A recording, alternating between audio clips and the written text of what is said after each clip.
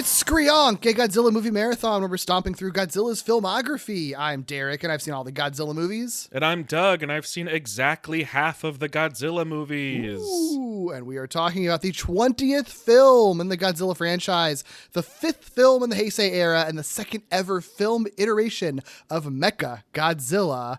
It is Godzilla vs. Mechagodzilla II, also known as Gojira Tai Mechagodzilla in Japan, which translates to Godzilla vs. Mechagodzilla, because the 2 was only added for us dumb international audiences who wouldn't know the difference between two movies that came out in different years. Which is wild. I honestly think it's more confusing that they added the 2. It is. It makes it more confusing. They should have just left it.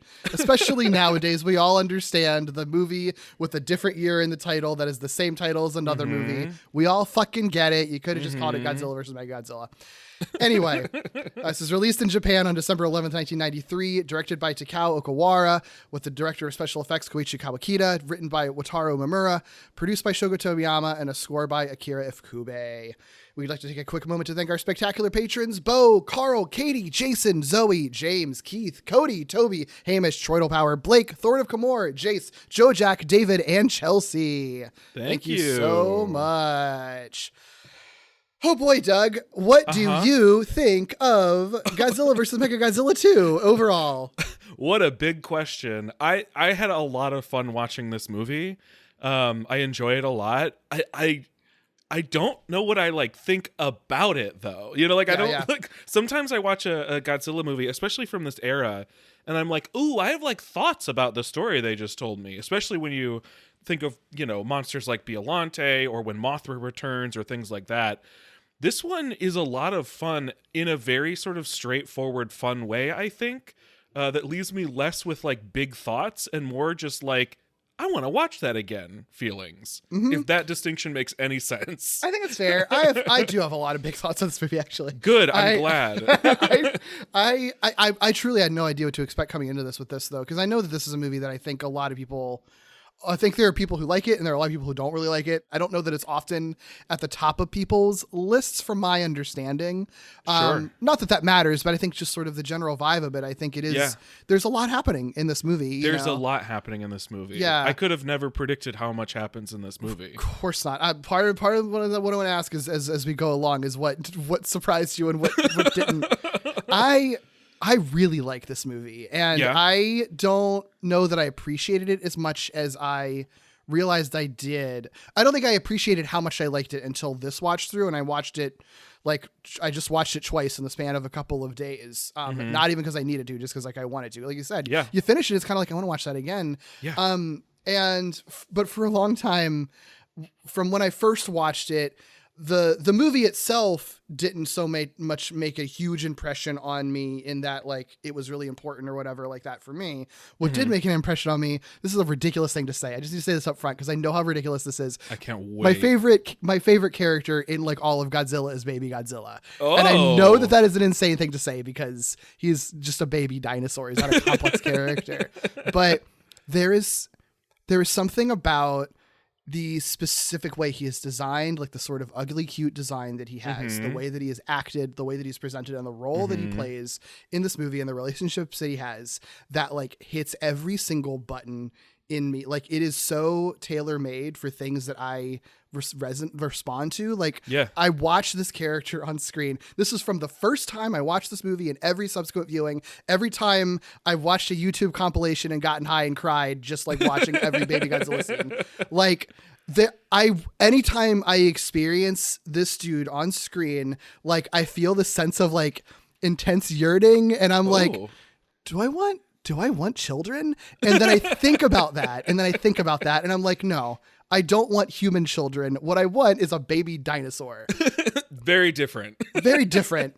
But it's the same feeling that you get when you see your cat sleeping and it's I am so proud of him, and he's not doing anything other than sleeping, but you still feel that intense love and pride, and it's this pure being that's just full of joy and wonder is in my life, and I would do anything for him. I feel that way about Baby Godzilla in a way that I very seldom feel about fictional characters, and I can't really explain it, and I know that it's inexplicable. It's ridiculous. That feeling is not logical. You know what I mean? Like even when you feel it for your own pets in your life, it's like not a logical feeling. It's like pure emotion. Yeah, and I can't explain it, and I have felt that way since the minute I first saw this movie, and every subsequent viewing I've seen of it.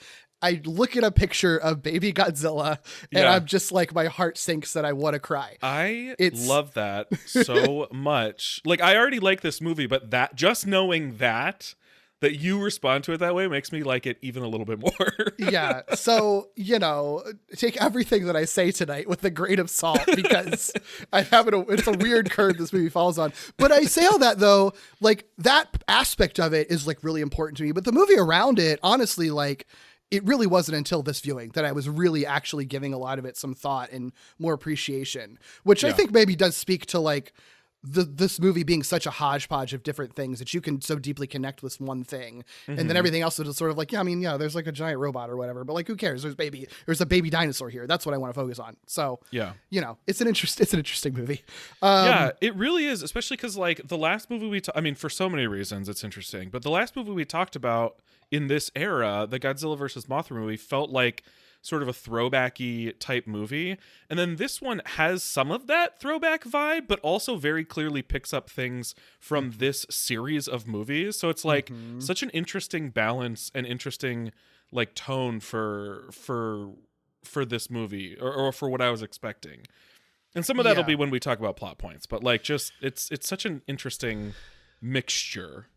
Yeah, I think a big part of it is that one of the things that is sort of weird about this movie is that when they went into production for it, they intended this movie to be the last Godzilla film in the Japanese franchise, because when they started it, I think that eventually they figured out that wasn't going to happen, I think, while they were making it. But because initially, I think we've talked about this at other points, and like during the 1998 movie, but like TriStar was aiming to have an American-made Godzilla movie in 1994. And so, obviously we know that doesn't happen, but their plan with Toho when that movie went into production was like, okay, well, it was the exact same plan that they end up having when the 98 movie happens, where it's sort of like, okay, well, if we're going to have this partnership with America and they're going to make Godzilla movies, we'll let them make their movies and end our series and then reap the benefits from them making a movie with our character without us having to spend money on it. So they went into this movie as the follow-up to Godzilla versus Mothra, whatever movie that they were going to be doing for 1993. They were like, this is going to be the sort of like slam bang finale is how they go in, the mindset that they go into it with. And I do think that maybe informs why this movie sort of like is throwing everything at the wall. Like, we got to get these things in here. Right. There's also, I think, some weirdness involved because like Ishiro Honda is like just died like during this time, like right around the time this movie goes into production. So it's sort of like I think that also lends the idea of sort of like, maybe just have this be a sense of finality, right? It's also like it is a little bit weird because I think 1994 would be the 40th anniversary of Godzilla, because 1954 was the first one, right? Yeah. So that would be the 40th anniversary. So like this would be sort of Toho's anniversary swan song, and then the 40th anniversary would be the American movie starting a new generation of Godzilla. So like I think it all checks out, right? Like I think when you think about it, like this being the last movie for the series, I think like there is a logic to it. I think given everything that's happening and the timing of it all, Yeah, that's still so surprising though. It's like it's weird to think about the alternate future where like America doesn't supremely fuck up Godzilla and this goes according to plan. Like think of the movies. I know that it doesn't actually work this way, but like think of the movies we wouldn't have as a result of that. Like basically everything moving forward, both good and bad. It's just wild to think about. Yeah, I mean, I would never want to sacrifice like GMK for the right the American only Godzilla series, Yeah, it's so weird to think about. Yeah, I'm just glad that they like got over that idea, and it's sort of like now it's like it can be Japanese and American movies happen at the same time. Now there's just more Godzilla, we can make more money. Like, there's never a better, maybe it's perfect actually that America fucked it up, because then they're just never going to trust us as the sole sort of like carriers of the franchise. Right. Yeah. So it kind of worked out, I guess. Yeah. But all that said, since they are kind of going into this with the mindset like this is going to be their finale, they want there to be obviously a big swing for the finale, right? And I think part of the idea is like they did Ghidorah in the Heisei era, they did Mothra in the Heisei era, so we need to do more Showa kaiju names to their grand finale. Funny enough, their first idea, or at least one of the earliest ideas that they pursue, is King Kong. We'll do another remake of Godzilla versus King Kong. It made them a ton of money the first time. Of course they would do it. Very quickly, I think it's like there's the weird rights issues with Universal. We're probably not gonna be able to get King Kong, so they pivot instead to Mechanicong. So yeah. So apparently, director Kawakida's like one of his favorite kaiju was Mechanicong, and Mechanicong, you know, it's right. So like okay, well we can't have Godzilla versus literal King Kong, but what if we had the robot Kong? That seems kind of fun. So one of those early ideas with Mechanicong is that it would be like a human-built anti-Godzilla robot that would inject a team of humans inside of Godzilla's body to fight him from within. Wait. We've talked about this before. When did we talk about this before? It was one of the early pitches for, I think, during Mothra, I believe. That was one of those pitches. They're so hooked on this idea. And yet it still hasn't fucking happened outside of like cartoons. What are you doing, guys? Yeah, well, and I feel like we are not currently in the like landscape for them to do it now. So like, when is it? Actually, I don't know. Monsterverse could do it. Monsterverse absolutely could fucking do that shit. Are you kidding me? And Godzilla's so big in the Monsterverse, like that would make more sense. Actually, that's really true. To inject people into them, they need to do that. I would be so on board for a fucking stupid ass Fantastic Voyage. Well, and that is movie. kind of the direction Monsterverse has been going. Right. So, that's so fascinating. Wait, right? So okay, Mechanicong was the device through which they injected some sort of human-led device into Godzilla. It would be like attack from within and outside, right? Mechanicong would fight him, and then people inside would try to destroy Godzilla from the inside. Wow. Okay. I don't think that ever would have actually happened at this time period. Like, I feel like that's a great idea. I think it's a great idea, but I don't think if they were committed to this being the final Godzilla film at the time, I don't think that that's what they would have went with. You know? I guess it's the Heisei continuity. It's not just an era, right? It is a continuity. Oh yeah, is so fascinating to me because I would have said, you know, after Biollante, especially, if you had told me that the next movie we watched was the movie you just described, I would have been like, yeah, of course, because they're doing like weird fucked up science shit. You know what I mean? Mm-hmm. Like weird sort of biology fucked up science shit. But then it takes this swerve at Godzilla versus Mothra that really takes that movie and this movie in like a much different direction. Like the continuity is still there. But I'm like less... I would less believe you that the movie you just described with Mechanicong injecting people into Godzilla happens after this movie than if you had told me it was happening after Biollante, you know? Yeah, sure. Well, and I think, you know, I agree with you. And I do think this movie in some ways, though, is sort of like it's such a follow-up to Godzilla vs. King Ghidorah. Right. If that movie happened after the King Ghidorah movie, that also wouldn't have been that weird to me. Right. Yeah.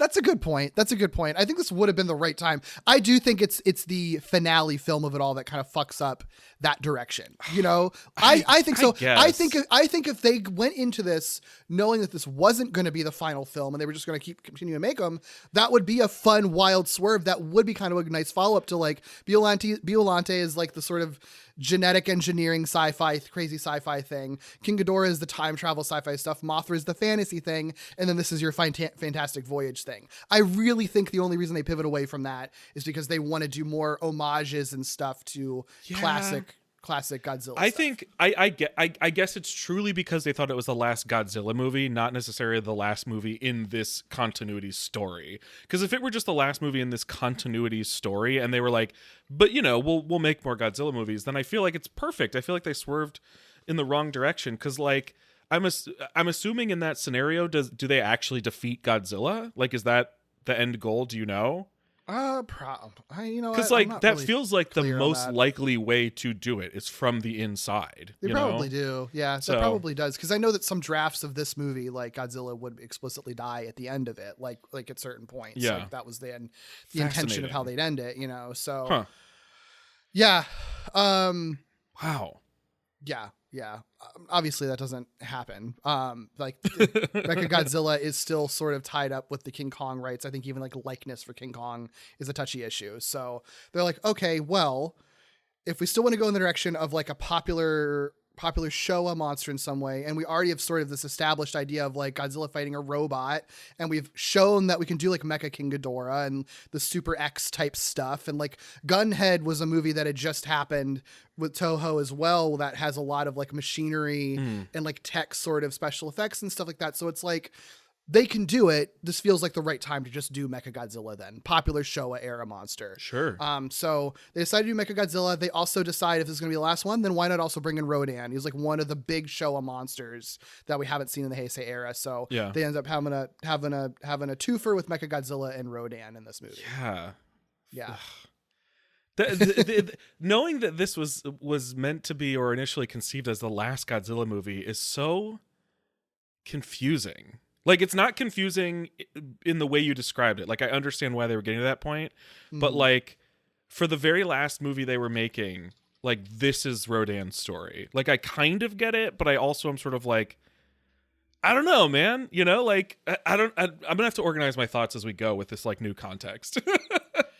Yeah, I'm not totally clear on exactly when they figure out that the Godzilla movie isn't happening. They're going to keep going. Like, I don't think that it was like, I don't feel like it was after the fact. You know what I mean? Like, I feel like that's at some point during production of it. I think so. That would also make sense too, you know. Like it's an interesting thing to think about. I mean, it's such a rare circumstance to make a movie in, like, you know, most movies wouldn't be made with something like that in mind because most movies don't have a franchise as deep as this. It's like these movies, horror movies, like Star Trek, like there just aren't that many movie franchises that have existed this long with this many installments, you know, to have to ever consider something like that.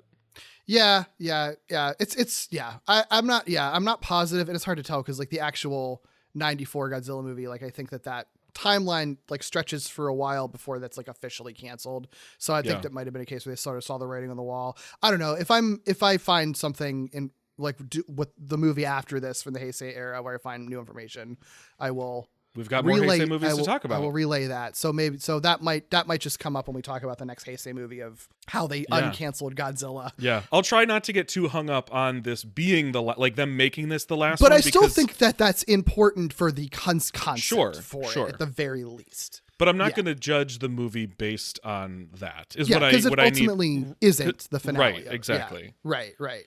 Also, the fun thing about Mechagodzilla is that like when it first appears in the Showa era, which you have not seen yet. But I know this is so interesting. It's so interesting. We'll talk about all that stuff. But Mechagodzilla's first appearance in the Showa era was like around the 20th anniversary of Godzilla, okay. So it is kind of fun to be like Mechagodzilla. The second iteration of him shows up right around the 40th anniversary. Yeah, you know? Mechagodzilla is the thing that makes the most sense to me given this context. Mm-hmm. Like that to me makes so much sense. I don't know a lot about Mechagodzilla, but I do think the sheer idea of Mechagodzilla is like the most human hubris thing you could imagine in this sort of context. Sure. Like, oh, we have this massive godlike monster.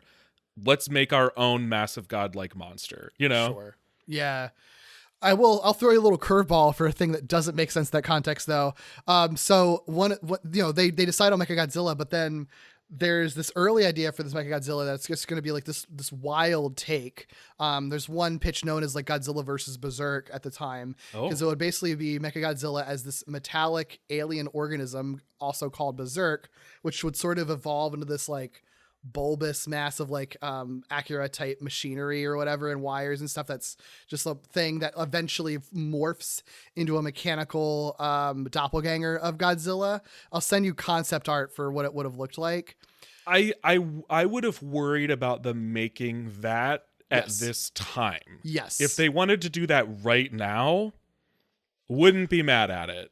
Well, and they kind of did in a way, because Godzilla 2000 basically borrows a lot of that concept. That's if you true. think about it. Whoa! Yeah, it's not exactly this like it, because this Yeah. was truly like body horror. Like when I say Akira, Yeah. like, obviously it's sort of like a similar sort of vein of just like creepy, just a Mound of massive flesh shit. and machinery. Yeah. Yeah, but I mean, it basically, like Orga and Godzilla 2000 is like basically that concept, Yeah. right? Like this sort of alien thing that eventually is trying to become a Godzilla doppelganger. Yeah. It makes sense why those elements get carried over, because it's the same writer, Wataru Mamura. Oh, okay. He writes Godzilla 2000. He writes Godzilla versus Mechagodzilla. He'll actually also, spoiler, write the Millennium Mechagodzilla movie that we're going to watch next month as well. Interesting. This is Okay. his first Godzilla script. So we've seen him back. We've seen his story backwards a little bit, but this is his fun. first Godzilla script. He'd actually previously submitted a pitch for Godzilla versus Mothra when Toho was soliciting ideas. I think that's how he kind of got into that circle in that way. He'd written a couple of other movies as well, but like he was very particularly ecstatic to do this because he was already a big Godzilla fan. He admired the works of like Shinichi Sekizawa and stuff like that. So he was excited to be into it and stays with Godzilla into the Millennium era throughout various movies. Nice. So the other element, we've talked about the Mechagodzilla, we talked about Rodan. The other element that's thrown into the mix here that I'm sure you did not expect, I'm guessing, is bringing in a child of Godzilla. No, well, I didn't expect Rodan at all, because again, to me, Mechagodzilla is like a headliner on its own, and I don't know if it is actually used in the way that I imagine it, but the fact that I imagine it as like a human hubris thing means like it is the headline sort of monster or whatever for a movie. So I wasn't even expecting another monster at all. So then getting Rodan, I was like, oh, okay, there's the twist, you know? And then the movie itself also misdirects you into thinking that you're just having a Rodan story, because it's like, there are more than one Rodan. We've already seen that. You know what I mean? So then for there to be Baby Godzilla was like, I was already surprised once, and then I was like fully shocked and dumbfounded. It was like literally anything could happen in this movie is where I got to. I love that though. So when the egg was hatching, you were fully convinced it was going to be a Rodan until Baby Godzilla's foot sticks out there. Is that how it went down for you? Oh yeah. I love that so much. Yeah, I don't know. I'm trying to think back if there were really clues. I mean, I guess don't think there's any clue for it. There's nothing that like specifically tells you that you should expect a Rodan. I don't think there's like no. They specifically are sort of like, oh, it's got to be a pterodon. Oh, egg, that's right. You're right. Yeah. They say that over. For, like, that's right. Yeah. So okay. Yeah. They purposely do that. Yeah. No. I had no clue. I had no clue whatsoever. I knew that there was another Baby Godzilla at some point, because I know that there's mix-ups over like which baby someone's talking about at any given point, but I didn't know what era we were going to encounter another child of Godzilla. So no, I had no clue. Much.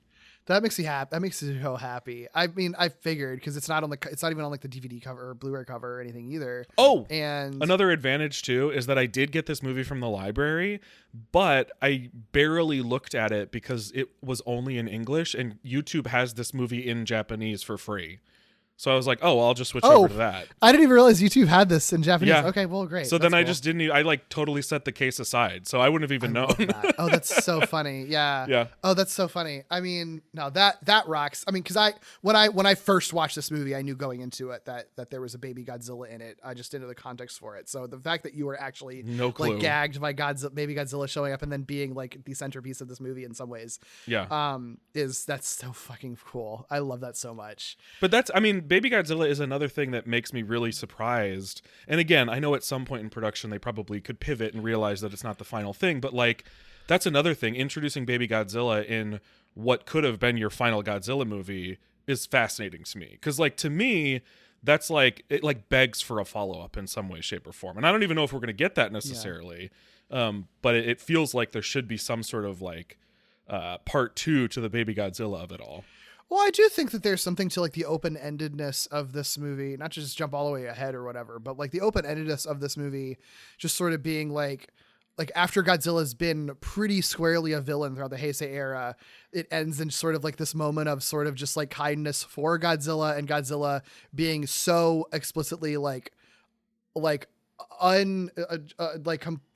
unambiguously like a sympathetic being at the end of the movie through Baby Godzilla as sort of like this kind of plot device to allow that to happen. Like, I do think that is a pretty poignant way to end this era if you're going to end it there, you know? Yeah, but it's not just Baby Godzilla. If they didn't add Baby Godzilla to this movie, I think you'd still walk away with that same feeling. So much of this movie is basically being like, didn't we get it so wrong by trying to murder Godzilla?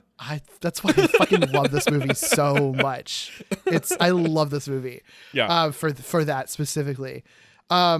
This was a pitch from producers wanting to have Child of Godzilla. Sure. I think it's like the same deal. Like, they're always trying. This comes up constantly. They're trying to court the ladies. They know that women go to movies. They want more women to go to their Godzilla movies, and they know that women like cute little babies. So that's really the main reason. It's so funny because all of these movies will have like hot men in them, and they won't like. Like, they have hot men, but they're not doing anything to make them like steamily hot men. You know what I mean? It's like, oh, we need more women. What do we do? Looks at all of the hot men with their shirts entirely on, and is like, add a baby. It's so funny. Like we brought up last time, Kamen Rider gets it. They know what to do. They're not adding babies. Yeah. No, they keep doing it, man. I think too, like, it's helped. Like, this is, I think, more when they decide what they want Baby Godzilla to sort of represent or be in the movie. But like, Toho was also doing another like child befriends a baby dinosaur story in Rex, a dinosaur story, like that same year. Like, that's happening. Jurassic Park. That one. Yeah. Jurassic Park is also coming out this year. Like, and that comes out in June. So like, they probably haven't seen the movie yet by the time that this is in production, but they know that it's coming. Buzz. And that, you know, there's buzz for that. So like, the idea of like Godzilla is like kind of a dinosaur, but like not really. So having something that's more explicitly like, what if you were best friends with a baby dinosaur? Like, I feel like it's kind of in the air right now. Right. So it makes sense. Yeah. I will say that Takao Kawara, you know, the director, he's sort of like, I never liked Minya at all, so I don't want to do a Minya. He pushed back on a Child of Godzilla thing in general. Like, he didn't want this at all, and he only relented with the idea that it's like, I will allow this to happen. I will do this only if I can portray him like in a different characterization, or quote, more realistically in characterization and design, which is how you get something that's more like a traditional, just like a slightly smarter baby dinosaur is really what he ultimately is here, rather than an anthropomorphic like kaiju baby. Like, he's human sized too, you know. I think it's a big part of it. I love that. That's one of my favorite things about it is the scale of these two. I think that's a huge advantage to this movie. Some of the other things that I think come from this being kind of the final, proposed and conceived as the final film in the Heisei series, was that they were interested, or Okawara specifically was interested in sort of bringing in other elements and homages to past Godzilla films more than they normally do. So there's like a lot of like little things in this movie, like the battle between Godzilla and Rodan. They did try to choreograph it in a way that was sort of an homage to Ghidorah the three-headed monster in a fight that they have there. Their Godzilla attacking a factory like is choreographed in a similar way to in Mothra versus Godzilla when he attacks a factory. This, you haven't seen the movie yet, but like, there's some Mechagodzilla stuff that is a homage to the original Mechagodzilla appearance. That makes sense. And I think most interestingly, you know, if Kube's back doing the score again, right? But he ends up reincorporating a lot of themes from past films. So like, Rodan's theme obviously is very apparent in this movie and is very unchanged from the original Showa version. Hell yeah. I fucking cheered when I first heard that. It's so funny because I went into this podcast like not being like, I don't care about Rodan, like whatever. And now I'm sort of like, fuck yeah, Rodan. The other thing that's interesting though, I think I don't know. I don't think this was like a specifically, I want to do this homage. I think it was just because the idea was already out there. There are themes from King Kong Escapes that are basically reused in this movie or kind of remixed in some way. Like, Mechagodzilla's theme is more based on Mechanic Kong's theme than it is the Showa Mechagodzilla theme. It's not the same one, but like the basis is there. And if you listen to both of them, you can sort of see how you go one to the other. The one that's very, very strikingly similar, like basically just reused, the Kong and Susan theme from King Kong Escapes is basically just Baby Godzilla's theme. It's like the same song. It's really wild. That's actually wild. Yeah. Yeah. It's really wild. Wow. Yeah.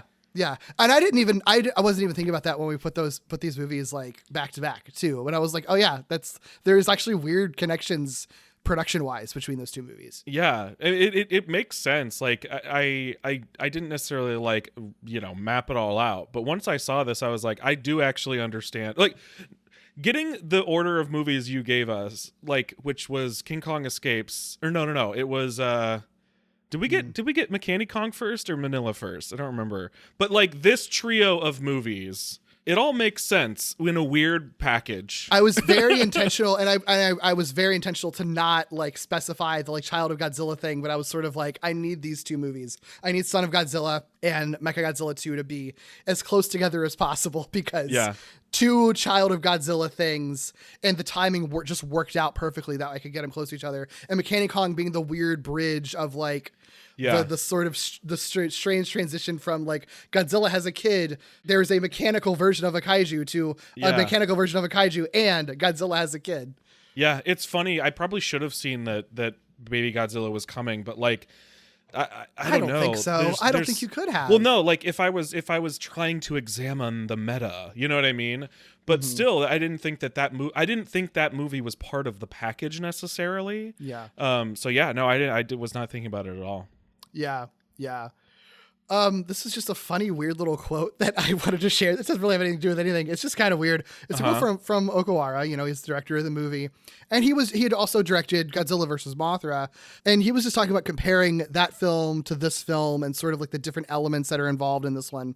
And he says, and I quote, "Mothra is a very feminine monster, but Mechagodzilla is hard and solid. Because of this, I did intend for Godzilla vs. Mechagodzilla to be more serious than Godzilla vs. Mothra. However, I used the Baby Godzilla to provide some relief." Okay. Okay. Yep. Sure, man. Yeah. Anyway, I just thought that was kind of funny. Yeah, it's so it tells you everything you need to know about what he thinks like serious means, Mm-hmm. Yeah. The only other thing that I wanted to talk about up front here was some of the marketing for this movie. I also think is really interesting. We don't always talk about the marketing for these, sure, but I do think that this is particularly interesting because whenever they decided that this wasn't going to be the final Godzilla film, they did decide that they wanted to like use that in advertising to market it as the final Godzilla film. So there was a very significant marketing push. And I think Okawara, like, I mentioned it before, like one of the early ideas that if this wasn't going to be the final one, they would want Godzilla to be killed at the end. Specifically harkening back to like the original Godzilla film, he dies at the end. So why not? Like, we're justified in killing Godzilla. Toho is sort of like, no, whether this is the last one or not, we don't want you to kill Godzilla. We want him to be alive at the end. But then they were sort of like, okay, well then we'll just use that in the marketing though. So they end up like intentionally leaking rumors that Godzilla was going to die. And it basically ends up being like the same sort of death fake out that like network TV would often do, like, tonight someone dies, and they show a clip of someone in a casket or whatever, and then it turns out that was a dream sequence or whatever. They do the same thing because Godzilla does technically die in this movie. Technically, he kind of dies for like a second. Sure, yeah. Technically, so they're not lying. And you think he's gonna die for most of it. Yeah. Yeah. So, they play into that. I just think it's kind of funny that they're like, tonight Godzilla will die. Yeah. What's interesting though is like that would have worked fine. I mean, not that I necessarily need or want a movie where they actually kill Godzilla, but if it's the same movie where they introduce Baby Godzilla, they have the perfect opportunity to do a movie where Godzilla actually dies and then have another movie in the same continuity if they already knew they were going to be continuing, Sure. I think the logic totally makes sense. The other thing that's interesting about this movie was all the tie-ins, and there's stuff that you will see used in like memes and references and stuff that come from the promotional tie-ins of this movie that they did. So for example, I don't know if you ever see people showing either the clip or image of like Godzilla and Mechagodzilla standing at a news desk, and they're sort of like, this is where I get my news from. You will see that at some point. Now that I'm aware. you will have seen it. I've showed it on Toku Thursday before. So there's a so I probably have seen it. Probably, yeah. There's a kids cartoon, Adventure Godzilla Land, which I've also shown before, like clips from before. There was like an animated Godzilla, like kind of chibi type Godzilla show that was made. Like I think it started around the time of Godzilla versus Mothra, so that continues around this time. And they did a special feature that had Godzilla and Mechagodzilla as rival news anchors presenting the clips from this movie to advertise this movie. Amazing. Like as if it was like a news segment they were presenting. Yeah. And there was also this 40th anniversary special that was sort of tied into it. I pulled lots of clips from that to stream because there's a lot of good content, because it's full of just like skits, like Godzilla skits and people just talking about Godzilla history, and then just Godzilla and Mechagodzilla just doing fun things and wrestling and like fighting over a girl they have a crush on and shit like that. So they went very hard on this movie. Hard, serious, mecha. Exactly. This is also just really fucking funny. There was a 3D theme park simulation ride called Monster Planet of Godzilla at Sanrio Puroland that opened a few months after this film to coincide with its home video release. It featured Megumi Otaka not playing Miki, but playing a spaceship captain that intercepts with Godzilla, Mothra, and Rodan. Also, Hello Kitty makes an appearance because it's a Sanrio amusement park in that. It was filmed around the same time as this movie, and it didn't close until 1998. So it lasted for many years after. Huh. Yeah, I just thought that was fun. Yeah. Oh, no, I like that. I do like that. Anyway, let's talk about the many, many creatures in this movie. Yes, please. Get Godzilla out of the way real quick, because obviously it's a Heisei movie. It's like the same. This is a different suit, a different design. This is the Rado Goji design, which, funny enough, they named it after Rodan because he is Rodan, and only reason they named it after Rodan is because Mechagodzilla was already used for the Showa Mechagodzilla movies. So Rodan gets to have his name merged with Goji. It's basically their shipper name, essentially. Still the same guy. It's still Kenpachiro Satsuma in the suit. He was trying to express Godzilla's emotions more than he had been in this movie, which I think makes sense because he's like much more of a sympathetic character in this movie. It is a slightly different suit. It's like a little bit bulkier in profile. It has smaller shoulders, slimmer legs. The tail was a little higher in the back, but like, you know, it all looks like it's a Heisei suit. They all kind of it's at this point it's just small tweaks that they're making to the suit, like in proportions of it more than anything. Yeah, that makes sense because like it didn't register to me as obviously a different suit, but from behind there were some moments where I was like, I don't know if I've just not noticed something or if I just haven't looked at it this way, but there was something from behind that I was like, are the spines different? But it's the maybe tail. it was the tail and where it breaks off or whatever. And I think it makes it look a little more top heavy than it had been. Like I think that most of the Heisei suits were very like the hips were wide, and that was that bottom half of Godzilla was very, very big comparison. And I think maybe proportionally the hourglass is not as pronounced as it has been in the past. I feel like for this suit because of the slimming and because I think of where the tail also lies with it as well, you know, but yeah. I don't know. Like I said, for these Heisei suits, I'm kind of like, I like all of them. Like I feel like at a certain point, it just becomes sort of nitpicks with the super portions and everything. Yeah. Like you said, it's the Heisei suits are just good. I just like them. They're good. I like them all. They're great. Mechagodzilla or Rodan? Where do you want to go next? Let's talk about let's talk about Mega. God, I don't know. Let's talk about Rodan. I have less to say about Rodan, really, ultimately. Yeah. I think. I mean, I love this design of Rodan. I think he looks so fucking cool in this movie. What do you think of him generally? I think he looks cool. I am a little, I don't know why I say this, but I'm a little surprised that he's like as like true to original design as he is. Interesting. I don't really know why I even say that. I don't know why they would redesign Rodan like dramatically for this. But I already like Rodan's design, so it's not a complaint. I like it a lot. I think there are certain like details of it that I think they improve upon with this one. I think his head looks a lot cooler than in previous ones. I think the spines on his like chest and stomach, I like them better on this one. They're like less pronounced than on the original one, and for whatever reason I like that a little bit better. The original suit obviously has like some weird proportion things that like this era just fixes on everything. So yes, I think it's cool. And then is Fire Rodan just the same one painted? Yes. Okay. It's the same thing painted red. So it's like they're kind of like they do like the the thing that like comic book adaptations like love to do, where it's like they're in like a proto suit for like the whole movie until the very end, then they get the real suit. With Rodan, he's like a muted color, and then it becomes like bright red classic Rodan at the very end of the movie when he's like resurrected. Yeah, Fire Rodan is the nickname for it. This is the first time that Rodan is not any sort of suitmation. They considered doing suitmation for him, but then they decided that it would just look better if they just did strictly hand puppets and marionettes. You know, maybe that's why I'm surprised that the design is so similar, because they don't have to put a man in there, you know? Yeah. So, like, part of what the original Rodan's kind of odd proportions are attributed to, I think, is the fact that they have to put a man-proportioned person inside of it. Sure. And like there are certain I've gotten ahead, I think, but I'm looking at certain concepts that are a little bit more like what you would think of flying dinosaur shaped, and they didn't go quite as extreme as I would have expected them to. Yeah, I mean that's probably part of the trouble with balancing things like that, where it's like, you know, you want to, like, they obviously the original kaiju was made with limitations, which is why it doesn't look like how a pteranodon would look, you know, in real life. As real life if it could, right? But then it also makes it like a cool distinct kaiju monster, right? Right, because then if you just go full pterodactyl or whatever, like then it's just is it Rodan anymore? Or is it just a dinosaur? You know, right? Yeah. You know, I think it's the same kind of deal with King Kong, where it's just sort of like, at what point is he just a gorilla, and at what point is King Kong a distinct creature that's just sort of gorilla-like? Yeah. You know. But it is interesting. They made it like about 4 props used for it, including, you know, a main model, a half-size model, a bust for close-ups, and then like models of its legs, apparently. They sure did. Yeah.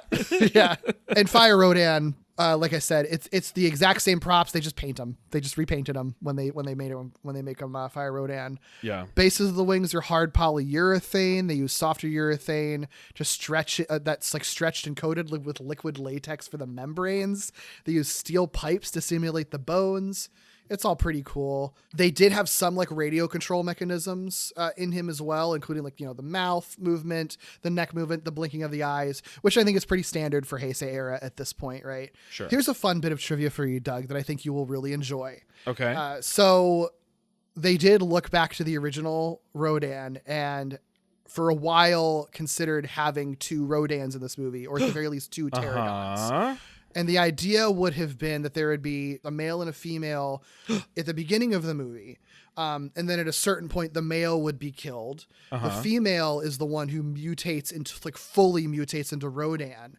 And then that female Rodan would also have a super mode. So instead of being Fire Rodan, where it's fully red, the female would have a white Rodan mode, where it's a white and blue skinned variant of Rodan. Latios and Latias. They already were. Incredible. Even more so now. Ooh, that is this. It's cool. Did they mock one up at all? Yeah, if you just Google white Rodan, I think it'll come up, because that shouldn't spoil you on anything else, because that character never happened. Oh, yeah, there's a whole page. So fucking cool, actually. Yeah. This like, I mean, I don't know if these are all concepts of the same idea. But some of these designs, there's one where it's like the blue and white one. I actually really, really like that design. Yeah, I like it a lot. Too. And if they had decided like that was going to be their Rodan, because like that one puts the legs like all the way on the side of the body, which I think looks really, really cool for Rodan. Mm-hmm. And it has like a much more armored appearance, which isn't always what I necessarily want. But Rodan, I love Rodan. Rodan has always kind of looked a little dorky. So if they wanted to do a little, a cooler version, I would have been mad, or wouldn't have been mad. Some of these are like more bat-like. It's almost like some of these they were working in sort of like a bat-like direction, which might have been too extreme. Yeah, I'm glad they didn't go that far, but it would have been cool. I mean, and I really think it all comes down to like they didn't do 2 because they want to save on the budget a bit, and then they didn't do a white Rodan because if they're going to do one Rodan, then they might as well do one that's be a more full-on of an homage to the original show version, right? Yeah, it's interesting how many. Every time we cover one of these, it's so interesting to see all the different like iterations of colorations that they go through before they land on one. Which is really funny because like, most of the movies we watch, like the kaiju aren't that colorful outside of like Mothra, they usually end up just landing on sort of like a sort of dark green or gray or like a deep red. Sometimes you go through a lot of ideas to realize that the original one was the right one, you know? Yeah, I don't know. I like Rodan in this movie. I think he's really well done, and I think well acted as well. Mechagodzilla, played by Wataru Fukuda. The funny thing about that, Fukuda played the Godzillasaurus in Godzilla vs. King Ghidorah, and if you remember, the anecdote about that movie is that he was cast to be Ghidorah, but that suit was really big. He was too short to do it, so they cast him as the Godzillasaurus instead. Mechagodzilla is so much bigger than Godzilla. That's what I was going to say. They cast him as Godzillasaurus, and then Hurricane Ryu plays Ghidorah, right? In this movie, Fukuda gets to play the tall Mechagodzilla, while Hurricane Ryu is playing tiny guy Baby Godzilla. That's so funny. I mean, I guess a big part of it is the fact that Mechagodzilla stands entirely upright. I think that's a big part of it. And the head probably is like far, higher. It does look a lot him. longer because their shoulders, if you look at just their shoulders, they're pretty close in height. And then with Mechagodzilla standing straight up, it kind of makes sense how it all evens, but that is really funny. It is. And I think probably the reason is because they probably even more so need a tall guy to play Baby Godzilla because he's standing up against human beings who you can't control the height of, right? So, yeah, that makes sense. He always needs to be the right height to be hunched over alongside other people. So I just think that's kind of funny. But yeah, so this Mechagodzilla, what we end up getting, it's just made of multiple separate elements that they have to apply in pieces, like a suit of armor, apparently. Okay. Which I think makes sense, right? But I think what's really interesting is that there was an early draft of Mechagodzilla for a while. Actually, not even early draft, like multiple drafts, where it was specifically going to be a transforming mecha. They were going to go full Super Sentai with this. It feels like exactly the right time. 7 individual vehicles that would combine into Mechagodzilla. Holy fuck. Garuda would still exist as a separate 8th ship that would then make it like super Mechagodzilla. Did they mock it up? The poster, Noriyoshi Orai's poster, Orai does the posters for Heisei art, but just like with the Mothra one, he's going on like whatever early concept art. So that poster has the like original Mechagodzilla like design in it. Yeah. And that design looks fucking wild. God, everything in this looks so cool. Look at Rodan. Yeah. I like the Rodan we got, but this Rodan on the poster is also really fucking cool. Yeah. I think that one is specifically based on like one of the female Rodan concept art too. So yeah. Wow. It looks great. Wow. So I think it would have probably been a struggle, like transforming vehicles or not. This particular design of Mechagodzilla that's on this poster is really detailed and intense. I don't know if they could have done it at this time. Well, I think they could have made something that looks like that. I think you would have ended up, if we're gonna compare it to Super Sentai, I feel like you would end up with one of the Zord combinations that's just a tank that rolls, and that's not. I don't think that would be good for this movie. I think Mechagodzilla needs to be able to move at least a little bit. So just having one that rolls sort of back and forth, I don't think would have been great. Yeah. And obviously, they're considering budget for all of this, right? Like, Super Sentai does this stuff all the time, but like you were saying, like Super Sentai works within limitations in how they designed their transforming mecha and everything. And I think that for something to look like Mechagodzilla, it probably would be really hard to do that and pull that off. There's a lot of other stuff happening in this movie. So they scale it down. They still hold on to the transforming mecha part of it for a while. Like they just scale it down to 2 pieces, a plane and a tank. Gotcha. That we're going to combine together, which again, you see that in Super Sentai all the time. But eventually they're just sort of like, why are we even doing these transforming mecha things if it's only going to be 2 pieces anyway? Sure. So we might as well just have Mechagodzilla be its own thing. That's what it classically was. And we can still have the Garuda making it a super Mechagodzilla element, Yeah. So, but it is still, it's so fucking cool. Like as super Sentai as this movie is sometimes, it could have been even more Super Sentai.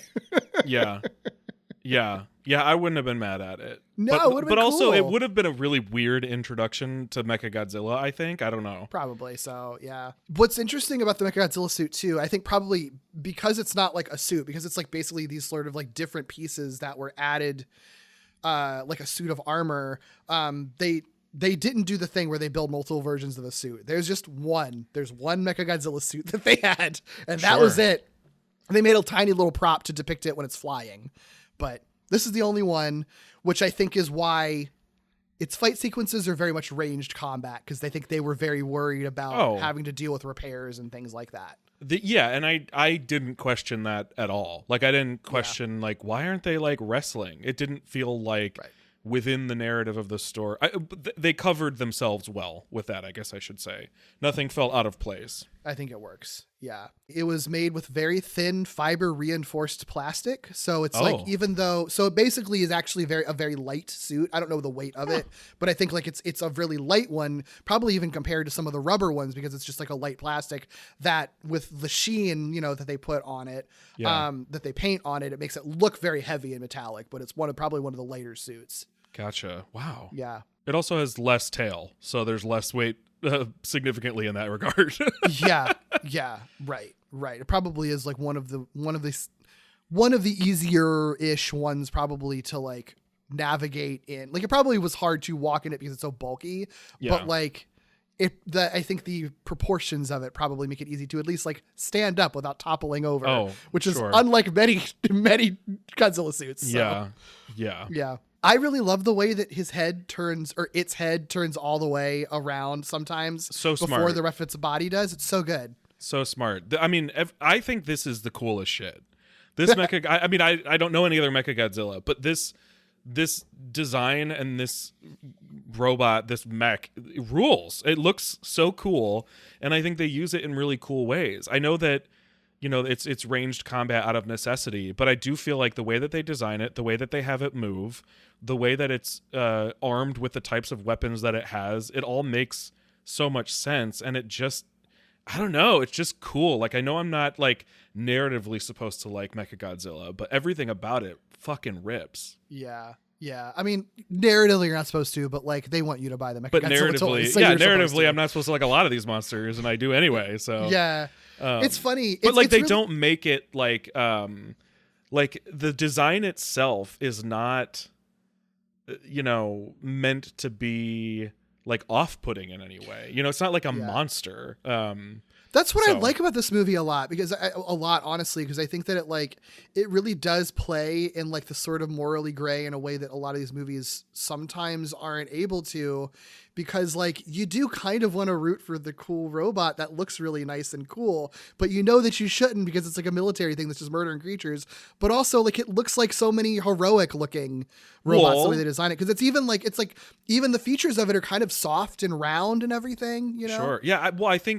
I think it's smart to make it look heroic, because even though, by the end of the movie and pretty quickly into the movie, you're not rooting for Mechagodzilla, within the world, you probably are supposed to be at first. You know what I mean? Like, it is supposed to be a heroic thing. It is supposed to be a thing that's defending Japan, you know? So it's smart that they didn't make it too menacing or too monstery. Yeah, absolutely.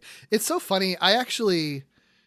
it's fun. I think it makes so much sense for this being your first one. I think this works perfectly fine as like a first introduction to Mechagodzilla 2, honestly. Yeah. Mechagodzilla 2 in Mechagodzilla 2. I think it totally makes sense, but I will be excited for you to see other versions of Mechagodzilla. I actually don't super love this design personally in comparison to other ones. Yeah. But I think I do think this design works for what this movie is doing with Mechagodzilla in the role that it's supposed to play of being the sort of like in a way kind of a false hero, you know? Yeah. I like that. I like that when they make a mechanical version of Godzilla, they're still like, well, the hips got to be banging. So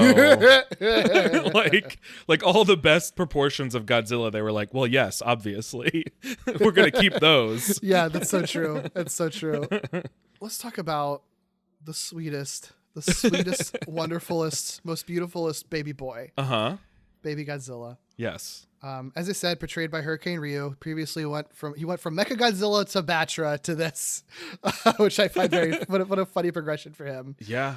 One of the things, honestly, I think the thing that maybe is not the most interesting, but one of the things that's one of the most interesting things about him in terms of production stuff with Baby Godzilla is that this is like one of very, very few times when you have like a creature, like in a kaiju movie, in a Toho kaiju movie, that's like not actually directed by the director of special effects. Because that didn't occur to me. All of his scenes are with humans. There's also a shit ton of like monster stuff happening in the movie that it's sort of like, what like Kawakita could only do but so much. Like he can't now then direct all of the scenes with humans in them because there's one creature. So this is one of the very few times that like the Okawara, you know, the director of like drama and people, is directing one of the monsters, right? It's just I just find that really fascinating that this happens, that they kind of put themselves in that position where they had to sort of change things up because they have a human-sized kaiju that's in like many scenes always with other people. That really, I didn't even think about that, but that's so interesting. Yeah, so Shinji Nishikawa was responsible for designing Baby Godzilla, and they basically had thought about going on two different tracks when they were developing it. It's either going to be a child of Godzilla or a child of a Godzillasaurus. And so what they eventually decided to go to, the direction they decided to go into is child of a Godzillasaurus, which is how you get this baby Godzilla who is more of a baby dinosaur than a baby Godzilla. I think that makes a lot of sense too, especially if you already within this continuity have talked about the Godzillasaurus and its relationship to Godzilla in some way, shape, or form. You know what I mean? Why not build on that? I think there was a scene that was cut for budget reasons that was like going to be a prologue that was going to have like, you know, a prehistory flashback of a Godzillasaurus fighting a pterodon to then foreshadow Godzilla and Rodan in this movie. So like, they're laying it on thick that these kaiju were mutated from actual dinosaurs. Yeah. You know, so I think it totally makes sense. They did a full body costume with an upper half robotic prosthetic with animated eyes and mouth. Okay. And I'll send you how Hurricane Ryu had to be in the suit. Oh boy. You can see the concept art for how he had to stand in the suit. Oh my God. Fully hunched over. I'm going to send you a behind the scenes shot too. That just like of him getting into the suit. There's also something like so uncomfortable about this drawing. Oh my God. Yeah. Cause this is the concept art of just like, basically see-through Baby Godzilla in profile. So you just see a like, human inside of a dinosaur. Like hunched over. Like Baby Godzilla's head is like very high above his head. Like the animatronic, which is probably pretty heavy on his head because it's a whole like a robot head on top of his head. And he has to walk around hunched over the entire time with his arms kind of like tucked close to his body. Damn. It looks so uncomfortable. The people who are in these suits are just like I mean, this is such a dumb thing to say, obviously, but like they're just so incredible. Like obviously they are, but like just to think about being in a suit positioned this way for long periods of time and like to require assistance to get in and out of it, like you are so trapped in these things, you know? Yeah. But like, and he does such a good job. And I've seen some like behind the scenes videos of like when he's like on set with, with the other actors. And it's just like, it's so cute. Like they'll like hug each other and stuff like that. Like, it's just, it has to be so magical being on set with this creature, and he does such a good job of bringing it to life and all of his movements. Like he feels so real, like in every scene that he's in. I imagine for some of these things, there really is a similar element to like, you know, acting a mascot, you know, like I've never been a mascot, but I do imagine that like being in that suit and like literally people not being able to see you, the actor inside, I feel like you just probably shed yourself quite a bit and just sort of like, I guess I just am Baby Godzilla. You know, that's all anyone sees right now. So there's something, I think there is a magic to it. And the same deal with Muppets and stuff too, where it's sort of like there is something to like, no matter how cynical you are, it's really hard to not like, especially when they're performed really well, it's really hard to not kind of fall into that childlike, like, yeah, I'm looking at a real person in front of me right now. I'm looking at a real creature in front of me right now. Like Miss Piggy is just an actress. Like Baby Godzilla is just a dinosaur that we hired on set, just like you hire a dog, you know? Like, yeah. It's funny. If they really wanted to be really extreme about it, they just like wouldn't let anyone see the actor, and it would just be like, no, that as far as you know, we hired a dinosaur. I kind of love that, honestly. Yeah, it's so magical. Apparently the suit was made out of like the same material that's made let's use in like special effects makeup for actors rather than like rubber suit stuff. Okay. So like the Baby Godzilla suit was apparently very, very soft, which probably helped with all the way that people have to like, be holding him and hugging him and like caressing him and his head bumping on people and stuff like that. That probably like helped the acting, like, sure, they could be in it anymore because it really was like a soft, nice little baby dinosaur like cuddling with you. Yeah, yeah, that's cool. Yeah. They also, in addition to the suit, there is a mechanical model of Baby Godzilla, just the upper body that was created that would run on a track. I'll send you a photo of that too, because it actually looks really fucking cool. And this is one of those cases, like, oftentimes we've seen these movies where the animatronic or the puppet maybe doesn't really look a lot like the suit. I feel like the animatronic, they nailed it with the animatronic. Like, I don't know that you can tell the difference. Yeah, no, it looks great. It never occurred to me that there was something different. Probably because I just assumed like scale wise, they could have just always had the actor in there.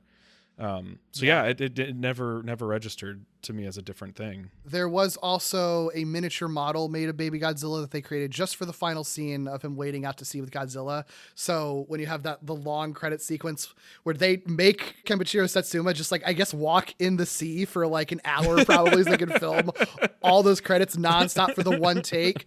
Hurricane Ryu didn't have to be out there because they just had a little tiny little Baby Godzilla model to just just swim behind them basically. So amazing. Yeah. The last thing I will send you, I have so many pictures in this like document, but it's like my boy. It's like when Shells was showing all the images of Shin Godzilla. I'm just showing you off all the pictures of my wallet. I was gonna say you opened your wallet and the accordion fell out. Mm-hmm. Yeah, like a whole like do it for her picture with just all Baby Godzillas on it. Yeah. The last thing I will show you, one of my favorite things ever made, Baby Godzilla was featured in a Canon printer ad. Oh, this expression. It's one of the best things I've ever seen in my life. This is so funny. I love him so much. Oh, that's so good. Baby Godzilla Canon printer ad. Of course. Best character in the entire history of the 70-year Godzilla franchise. So funny. I'm printing that out and putting it next to my desk. It's beautiful, right? It's so good. I just want to cry really at it. I fucking love this design so much. One of my favorite things about it, one of my many favorite things, I'm going to be saying that so many times tonight. One of my many favorite things about Baby Godzilla, and I'm going to list like 80 different things. Great. But okay, for one, his like little baby teeth. I love that he has like 4 teeth. It's so fucking cute. Yep. And so smart and so well observed. It makes him look so vulnerable. Mm-hmm. But also there's a face that he makes sometimes right after he is hatched, like when they do the pan up to him, and a couple of other times throughout it, there's a face he makes where like one eye is like a lot more closed than the other one. Yeah. Is that intentional? I think so. Okay. My cat Emery makes that exact same face sometimes. Amazing. Like I don't know what exactly it is because I've always noticed it. It's just sometimes, and it's like sometimes when I'm like feeding him and he's waiting for me, it's just sort of like I don't even know what the expression is. One eye is really wide and one eye is like kind of lazy and sleepy. Yeah. And the head is sort of tilted in a way that makes the face suddenly look asymmetrical, even though it technically isn't asymmetrical. Right. It's just sort of like a kind of perplexed or inquisitive kind of look that Emery gives me. Yeah. With Baby Godzilla, it's less inquisitive and more just like there's not a single thought in this baby's head. Yeah. But I just fucking love it. And I love him just like I love my cats. So I guess it makes sense that I'd make the comparison. Yeah, well, I mean, I love this design too. I think it's so incredible. I mean, it's funny. I went while we were talking, I was like, okay, let me go ahead and pull up Minya real quick. It is just like it's just a million times better. Like it is just. Also, I was reminded how fucking ugly Godzilla's face is in that movie. But like, yeah, no, it's so good. It feels so much. I don't know, like. There are things about Minya's design that make so much sense, right? And we talked about plenty of those things about it that make so much sense. Yeah. But as far as a Baby Godzilla goes, this feels so correct to me. Like, or a Baby Godzillasaurus even more so makes sense because it's not just a little Godzilla. You know what I mean? Has Godzilla-like features, but it is still more dinosaur-like. Also, like a lot of the things that you can tell they were trying to pull off with Minya, but could only do so much of based on just limitations, they nail with with Baby Godzilla. These big fucking anime ass eyes. Oh my God. You know, like the idea and principle that like things with bigger eyes are cuter. They are able to perfectly nail that with Baby Godzilla, whereas like they tried it with Minya, it just doesn't quite hit the same way, you know?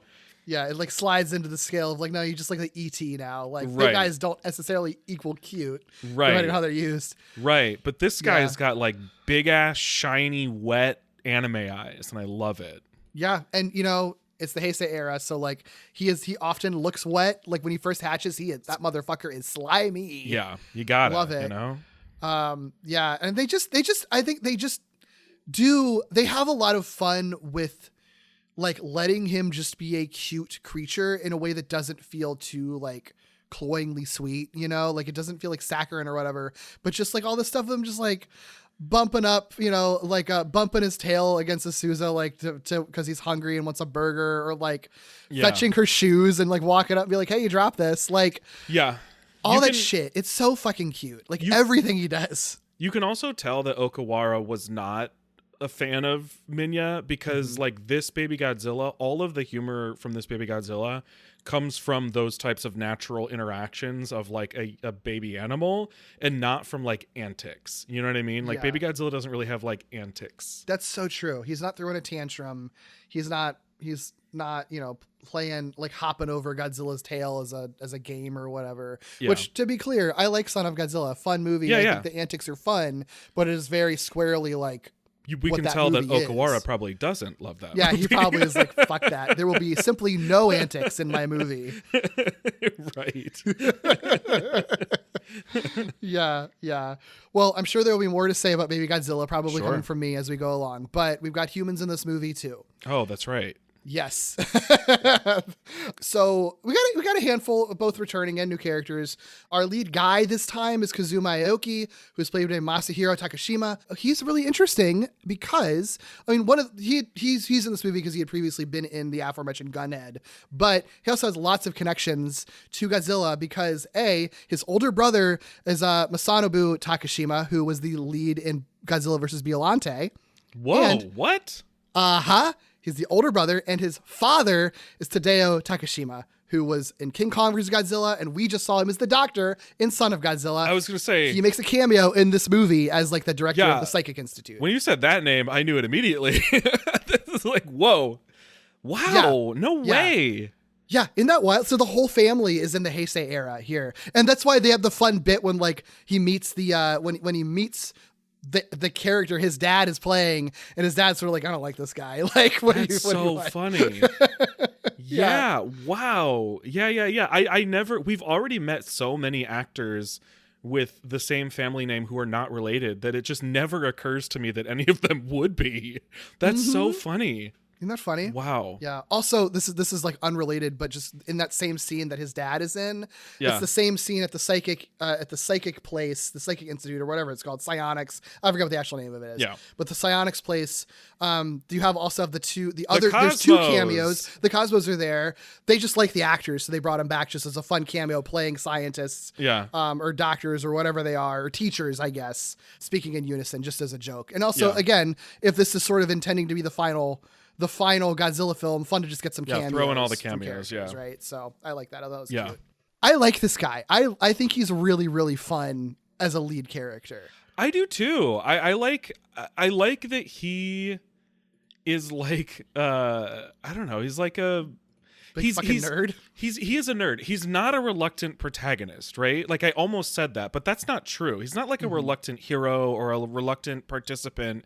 It's that he wants to participate in a specific way that other circumstances within the movie or other characters within the movie don't want him to like participate in. Like he has a different idea of what being an active participant or hero would mean in this exact same circumstance. Right. And I think that's really fun. I like that we meet him basically like secretly working on his project. I think that's so much fun. Yeah. And he's just like a general just like Pterodon fanboy. Like he is, oh my like, God. He's a fucking dinosaur kid grown up literally with like plushies and shit in his car. Yeah, he's the guy that gets turned into a pterodactyl man and says, I just want to turn everyone into dinosaurs. Like, that's this man's dream. Yeah, no, it's so great. I love that he just fucking loves dinosaurs. I think it's so cool. And it's not even... one thing I appreciate about this movie is it's not presented by the movie itself, I don't think, as like a childish thing. There is one character who's sort of like, okay, you are obsessed with flying dinosaurs? Cool, I guess. Now go into the army or whatever. Like... You know what I mean? But the movie itself doesn't present him as being like naive or foolish because he still loves, you know, pteranodons. Or is that what it is? I've been saying pterodons the entire time. I don't know. I don't fucking know. I think they say pteranodons, but I admittedly don't know what the difference is. Oh no, it is a pteranodon. I've been saying the wrong word the entire time. I only know that because I typed it so many times as pterodon and then was like, fuck, I think I've typed the wrong thing a bunch of times. Shit. Well, we've called it out, so now I don't have to go back and re-record all the times I said pterodon. Whatever. Who cares? No one was questioning you. But no one being you. So, yeah, no, he's one of the reasons that I think I that sort of represent what I like about this movie so much is because like this movie, I think more than any other one in the Heisei era spends a lot of time with G-Force and the whole military anti-government establishment. Right? Like we get more of that in this movie than I think we have up to this point in the Heisei era of like the sort of military thing, right? Of these movies. But the lead characters that are related to G-Force, like are ones who are kind of like antithetical to what G-Force usually is, which is just a military, which is like a military joint, right? Like you have like Aoki is like a big fucking nerd who just likes dinosaurs and like wants to make his cool robots. He's not out for blood. Like he's not out to be a strict military pilot. He just wants to work at his cool projects and see a dinosaur. Like that's what he wants. And he's constantly being forced into like, no, you get in the robot, Aoki. Like fucking get constantly. In the dinosaur killing robot right now. Yeah.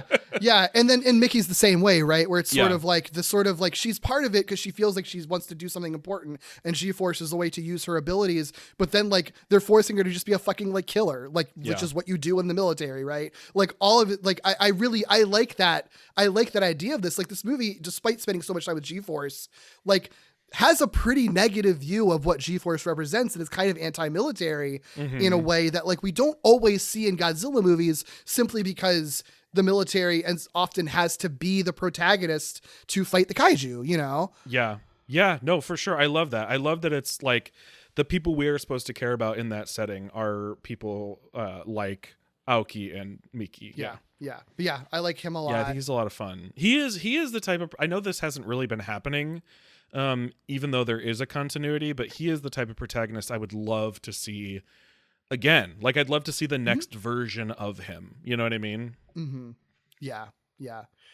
The other new lead character we get is Ryoko Sano as Asuza Gojo, who's one of the researchers. And, you know, this is kind of like, she's the one with a big connection to Baby Godzilla. Yeah.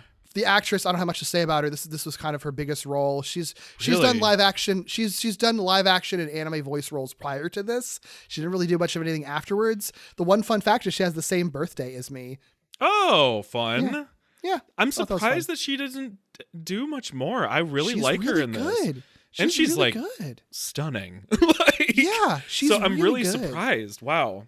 I am too. Yeah, I like her really a lot. What her story is. And I like her character a lot too. I really like Asuza. There's something about her that like feels pretty different than a lot of the women we've gotten. We've gotten really good women, I feel like, generally speaking, in this era.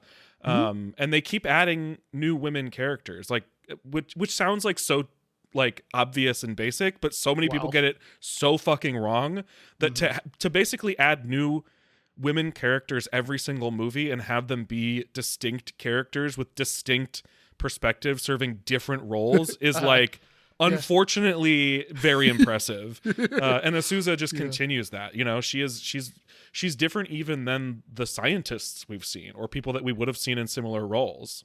Yeah, I mean, it's like in a way we have like our sort of like lead trifecta that we often get in movies, but instead of it being two dudes and a lady, it's two ladies and a dude. You know? And the dude is kind of the one who's swapped, you know, like because Asuza represents the scientist character. Right. I like her a lot. You know, like I said, she's the one with the connection to Baby Godzilla, and so she's really the sort of emotional core of a lot of the stories being told. I do think that if this movie has one flaw that I kind of felt watching it this go round, it's that as much as I like Azusa as a character, we don't really know anything about her other than she's a scientist and she has the connection with Baby Godzilla. Yeah. And I do think that like a better version of this movie, like something that maybe would have elevated this movie from being like good to great, would have been if Azusa like actually had an arc that like she was at a certain place at the beginning of the movie and then her experience with Baby Godzilla changed her in some significant way. Because, you know, it's the way at the end she's sort of like, thank you, baby. And it's sort of like, I mean, for what? For being cute? I think, what did you really learn from that? Yeah, one of the big unfortunate things, or I guess one of the fortunate things about there being so many distinct women characters in here is that this doesn't end up being as bad as it could be on its own. But there is something worth mentioning about the fact that this movie, where a woman is sort of the expert people are looking to, happens to be the one where they are adding a baby so that women will go to the movie. Yeah. Like she gets to be in the mother role. Yeah. Right. She's not like the expert scientist on like genetic engineering because that's just relevant to the plot, you know?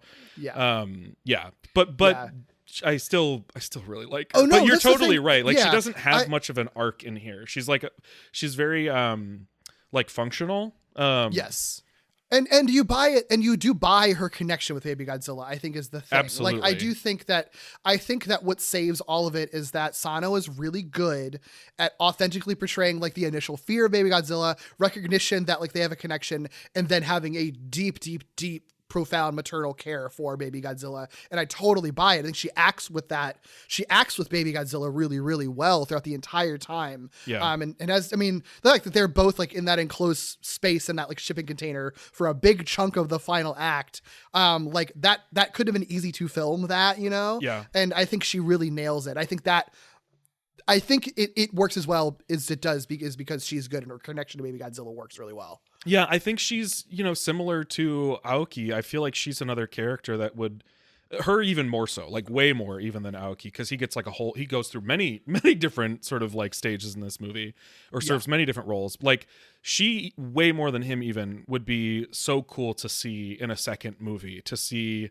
more of her, because it's clear that there are other personality traits that she has, but because she's serving one specific purpose, you don't get to see a ton of it. So like I like how she responds to Aoki. It's like very like I don't know. She's presented as this like very emotional core, but when she's like responding to him, it's like very like cut and dry. Like I love when she's like, if you keep talking like this, you're gonna get a slap in the face. That just closes the door. Like there's a lot you could do sort of with like this little like other bit of her personality. But yeah, I mean she's doesn't get to do a whole lot of that stuff. But you know, this also isn't one of the more like human driven movies that we've seen, especially even in just this era. Like these are not like deeply explored characters. There's so much action in this movie that they don't focus on much transformation of the humans outside of Aoki. Oh, for sure. And the other side of what I was saying earlier too, like where, you know, they could have given her an arc. More than likely, if they gave her an arc, it would have been like the beginning of the movie. She's sort of like, I love my job. I don't want to be a housewife and have children. And then she ends up adopting a child. And at the end of the movie, it's sort of like, I think I want to have kids. So it's like, it would have been, so it's now probably I'm in better love that with they, you, Aoki. right. Because they do flirt with like the romance stuff. They just don't go very hard on it at all. Right. Like it's just, there's a little bit there, but like, it's not much of a romance in this movie. If what I was saying happened, the monkey's paw of it would have been, That's her so arc true. would have been romance and then have kids with the main guy. Yeah. Learning Like- to accept her like womanly, motherly role. Right. Through So like, caring for Baby Godzilla when she was like a cold, heartless scientist before. We could all see it. the classic rom-com, like she just works too much. She just needs to get a boyfriend. Ew, she cares about her job and her career. Gross. Yeah. So you're right. Like, I guess it's nice that we get her as she is, where she is very clearly treated like a smart, like expert in her field. You know, there's definitely.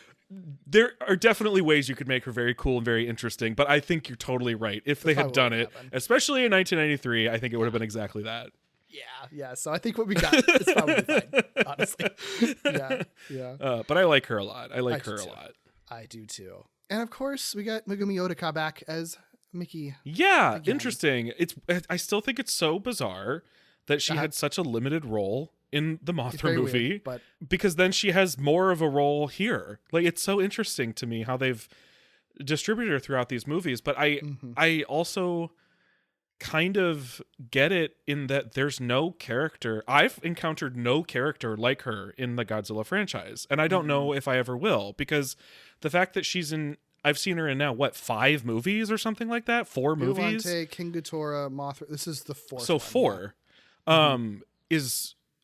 I think it was probably unprecedented unless somebody goes on a streak in later Showa. You know what I mean? Yeah. So and the fact that they're writing a new story for every single one, I kind of understand how some writers would include her a lot, or some stories would necessitate her more. I still like her. I do wish that 4 movies in, she was like the protagonist at this point, because if you're going to be around for 4 movies and you're going to be involved in these types of things, it would have been cool to see that. And she is uniquely in this position, and she is a woman character we know quite a bit about. So it would be pretty cool to see. I would argue she probably is the human with the most significant arc in this movie, though. Like, where she starts and ends, like her whole deal. Yeah, you know what I mean? True. Like you know, I agree. She's definitely not the top protagonist, right? She is definitely the 3rd on the list, which I think is a little odd at this point. But I do think the role that she plays, I think, is really integral to this movie thematically, as being someone who is very, very, very entrenched in the world of G-Force and has been fighting Godzilla for years at this point, but also has this really unique connection to Godzilla that no one else could possibly understand, of having literally been inside of his head and communicated with him, something no other human has ever been able to do, but is still on the military side of fighting him, and then having to go through that process of being like, what the fuck am I doing? Like, and seeing more and more and more with Godzilla, you know, Baby Godzilla sort of being this thing that sort of ends up putting her over the line, where it's sort of like, she always felt a little bit weird about it, probably, which is sort of like, what we're doing is just wrong, isn't it? Like, this is kind of fucked up that we're just assuming that we just have to kill these monsters. And now we're in a situation where we are objectively not the good guys and are being yelled at to blow up Godzilla's brain while he's already down. Like, you know, and I kind of commend them for like letting her take the act and blow up Godzilla's brain. Sure. Because I do think it's sort of like, I was not expecting that. No, because I actually think that makes her a little bit more complex, because it's sort of like, I don't know that I would buy that at this point she would just be like, no, G-Force, I'm leaving. I feel like it makes sense that she would be kind of pressured into doing it, and then regret it, and then actually by the end of it just be really fucking happy that it's sort of like, ooh, looks like Godzilla's been resurrected by Rodan. This seems pretty fucking cool, isn't it? Yeah, I mean, I've never gotten the sense that Miki would be somebody who wouldn't follow a direct order in a sort of military setting, you know? And I think because of everything you said, I like Miki a lot. Like, I think it's hard not to, given, like, if you do look at her sort of 4-movie story, but it's also the reason I wish that it was stronger. And I'd be curious to hear what your response is to this. I wish it were stronger specifically because I don't think you'd have to do that much work to rewrite each movie and not have Miki be in all of them. I think you could have a lot of the same, I mean, especially in Godzilla versus Mothra, but like, I think you could basically write a new character that serves a similar purpose, especially because these movies have a continuity, but they're not super duper strong. So like, this would be the toughest one, I think, because her background with Godzilla and the fact that we know that she's been in Godzilla's head before, this would be the hardest one, I think, to write like quietly, or rewrite quietly and have it be a different character. I just wish it was stronger. I say all this because I wish it was more. I wish she was harder to, or she would be harder to, you know, extract from some of these movies. I think that that's a problem for the movies preceding this. I don't think it's a problem for this movie, though. I think that's very fair. Yeah, maybe it's just the 2 in the middle, probably. Because I think that because she's in her role piloting, like co-piloting Mechagodzilla and you know, and blowing up his brain and shit and having that whole deal. But also she is so instrumental to being able to communicate with Baby Godzilla too. Like, oh, that's true. That's right. She drives a lot forward because of that. You're right. Right. Like, I think that they really do write this script knowing that Mickey's a character, you know? But they have continued to have that institute though. So it's not like they don't have that base covered. I'm with you though. Yeah. I like that they utilize her in the way that they do. This is all me just saying I wish that she were more integral to this entire four episode thing. And I do love that they keep that fucking institute around.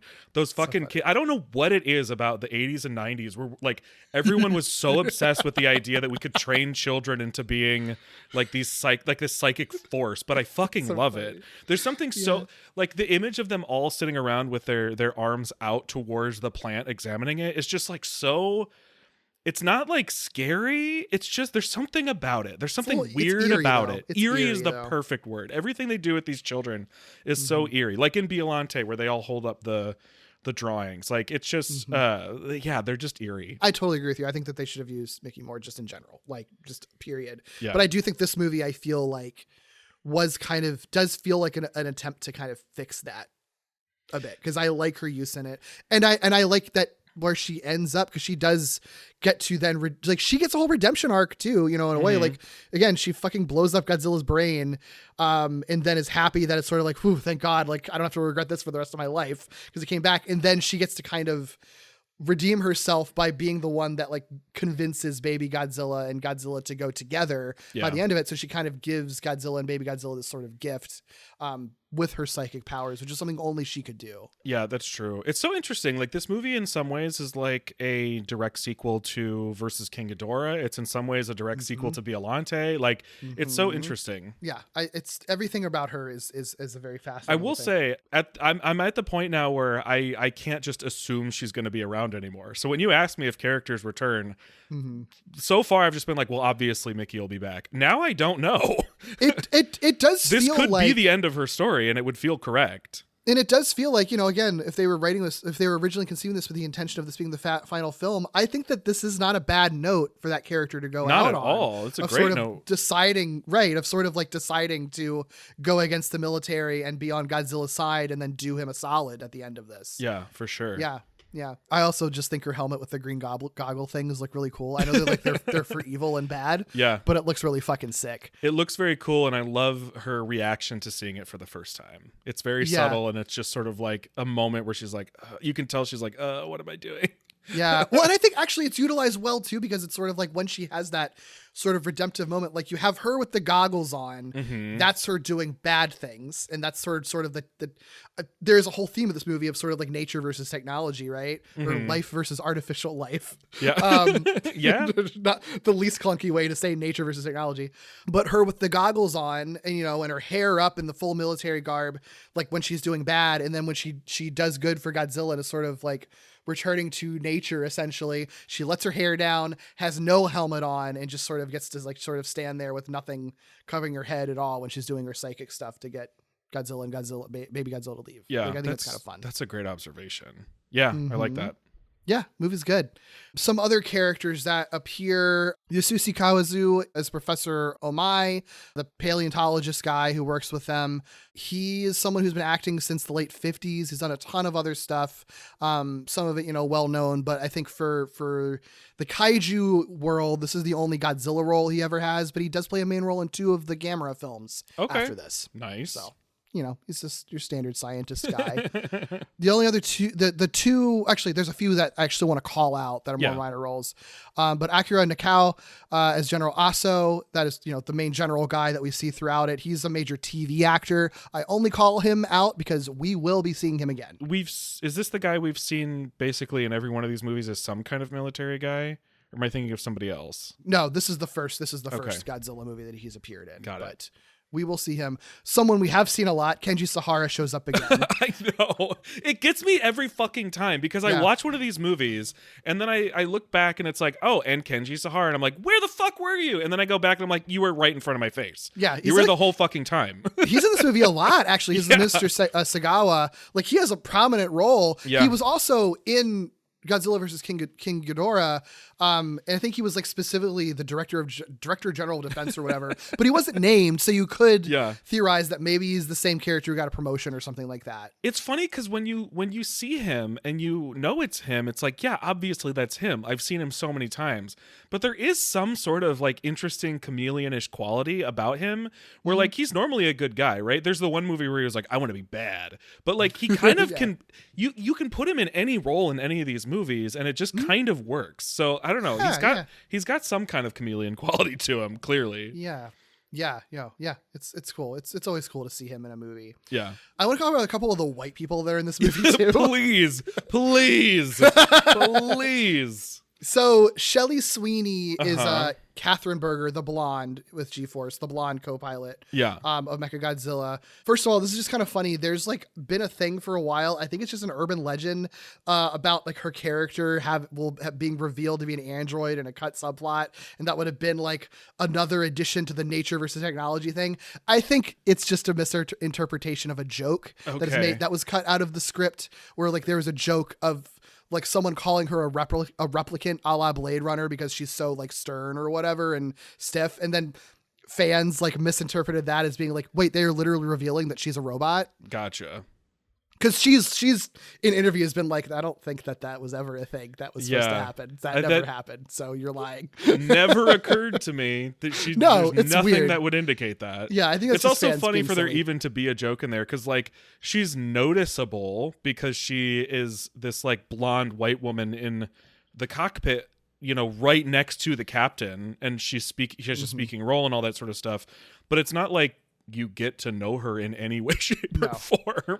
I think it was just a fan misinterpretation that was just perpetuated throughout the 90s. That's really funny. But yeah, so Shelley Sweeney, she's Canadian, but she was in Tokyo as a model at the time. She was cast in a movie in Japan called King's Fire Play. And then her agency that was representing her also while they were representing her for that movie also was like, hey, why don't you audition for this Godzilla movie? And she got the role for that. We've actually technically seen her before. She was in a small role as a reporter in Godzilla 2000. Oh, interesting. Yeah. I get to add her to my spreadsheet. She's shown up more than once. Yeah. It's fun. I read this interview with Vantage Points from 2018 and I felt so bad for her because she was like really, really excited to be interviewed and says in the interview, she was like, no one ever asks to interview me ever, and I would love to talk about my experience with this, but no one ever talks about it. She's sort of like, I just always heard that everybody hated this movie and that everybody thought that this was bad, and the person interviewing her sort of like, no, it's fans, there's a lot of fans who love this movie, and she was like, oh really, oh wow, okay, I always heard it was bad or something. It was like, oh poor lady, it's like she's like rare to talk about her Godzilla experience, and it's like, where is everybody? No one's talking to me. That's like the sort of light downside to not paying attention to any sort of like discussion of the thing you've been in, because it's like if you just got the wrong message from the wrong people, it's like, oh no, everyone hates my movie. It's really wild. That's so funny. She would continue to work with some other of these actors like in TV as well, which is kind of fun. And she worked with Leo Meneghetti in King's Fire Play. Leo Meneghetti plays the Russian-American scientist, Dr. Leo Asimov. What a name. And Sweeney said in that same interview that like he was relatively new to acting professionally at the time. I know. Sorry. Look, he's doing his best. She even says in the interview, like he was mostly being hired for his look in Japan. Like he was cast in Japanese movies because he looked the way that he does. Sure. And no one in Japan looks like that man, you know? Yeah. With like, big white guy with like long gray hair and everything. Yeah. Like, he had a distinct look. Apparently at a certain point, like not long after this, he got really sick. He had a quadruple bypass. No. Oh my God. And he's Holy like, I'm not shit. acting anymore. He just moved to Hawaii with his family. Good and for him. Never spoke. Sweetie was sort of like, I haven't heard from him since he moved. So Honestly, I guess he's doing fine. Good. That was the right decision. Holy shit. Wow. Quadruple bypass. Bypass, right? Ooh. Wow. Yeah. No, he's so fun. He's so funny in this movie because it's sort of like sometimes you watch these movies and I didn't know that she was Canadian or he was Italian or whatever, but like you see the white people and you're sort of like, okay, are you a white person who was like American and ended up in this movie? Or you are a white person who was already in Japan and you were a Japanese person but who is white, you know? Because sometimes it's like, oh, you're trying to sound American, or you're trying to sound like English is the language that you would speak in this movie, but I can very much tell you don't. And he's one where I was like, I don't think English is your first language, but you never know, you know, what the case is. Yeah, which is funny because they give him a lot to do compared to a lot of these other roles, you know? I will say this, though, like, it is very much in line with a lot of the people who do speak English in these movies, in that he is very clear and easy to understand, you know? So he's delivering lines in a way that I would have expected somebody in that role kind of to, you know? You kind of just have to know what you're getting into with some of these Godzilla movies that are intending to be international sometimes. Right. Like, it's just how it is. It's fine. Yeah. It doesn't, I'm not fazed by that stuff anymore. I always think it's kind of fun. I think it's funny see how they try to diversify their cast in those ways, you know? Yeah. Yeah. I mean, even in the exploring party to the island to get the egg, they just like throw a random white guy in there. Yeah. You know, like I think they're being realistic about some of these things where it's like, this is probably an international effort, you know? Yeah. Yeah. I mean, it kind of adds to the sort of, I don't know, the larger lore and intrigue of G-Force, like that G-Force, like I fucking love that like big logo of like Godzilla over like the planet Earth that almost looks like the United Nations logo with Godzilla on it. Like that kind of stuff is just really fun that they conceived for G-Force in this. Yeah, for sure. The only other interesting thing, like one story that Shelley Sweeney had said, was that when they were in the cockpit, one of the many times that the cockpit for Mechagodzilla was like blowing up or whatever, they had like electrical probes that would be like zapping like in front of them, like visual zapping and sparking and stuff, just so they would have a reaction to it. So much fucking sparks in this movie. Anyway. Yeah. Like, and you know, it's all in camera effects. And at what point there was like too big, like the sparks were too big and everyone's faces got burned in the cockpit. And she said that like she couldn't see and actually had to wear an eye patch for a whole week. Because how fucking cool would it have been if your character just had an eye patch? I mean, for the wrong reason, but I would have been like, who is this woman? Yeah. Pretty wild. I meant to check this. Is she the woman who beats the crap out of Aoki and then flips back to her seat, or is that just a different woman? I couldn't tell. I genuinely could not. I had the same I meant question. to go back and watch to see if I could figure it out, but I don't know. I think that it's her, but like it's such a quick thing, and she's like not in her same G-Force, like we only ever see her kind of in her G-Force costume. Yeah, and that room with the martial arts is like by far the most diverse room in the whole movie. So there are like, you know, who knows? Yeah. If it's not her, it's someone who does look very similar to her. So, you know, I don't know. Yeah. So, I mean, generally the theme of this movie, I think, being the life versus artificial life, nature versus technology is what it is. I think that's an interesting sort of theme for the movie, and I do actually think that it actually does like a good job with that.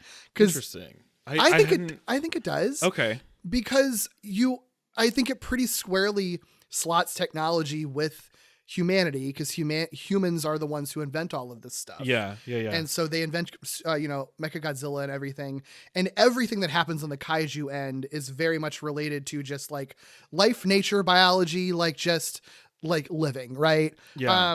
Like the idea that like almost to a point where it just becomes a little bit magical in a way, where it's like you have monsters like magically infusing their life energy into another one, all for the sake of rescuing a baby. But it's all formed around this idea where it's just sort of like, this is just an adopted dad and an adopted brother trying to rescue their family member from their perspective. And that's all there is. And there's nothing more nature than that, of just family wanting to be together. Like that's all it is. And everything that they do is related to that. Every fight and solution that the kaiju have is all related to just their relationships with each other and their connections with each other.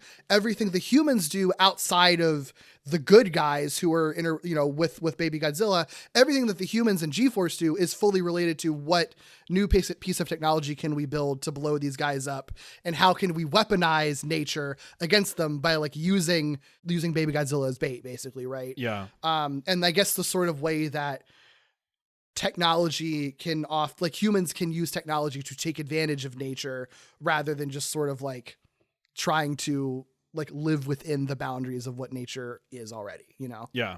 I mean, I can't argue with any of that. I think the reason I was so interested to hear it was I feel like I walked away from this movie. You know, I said at the top of this, like, I don't know that I have like big thoughts about this movie.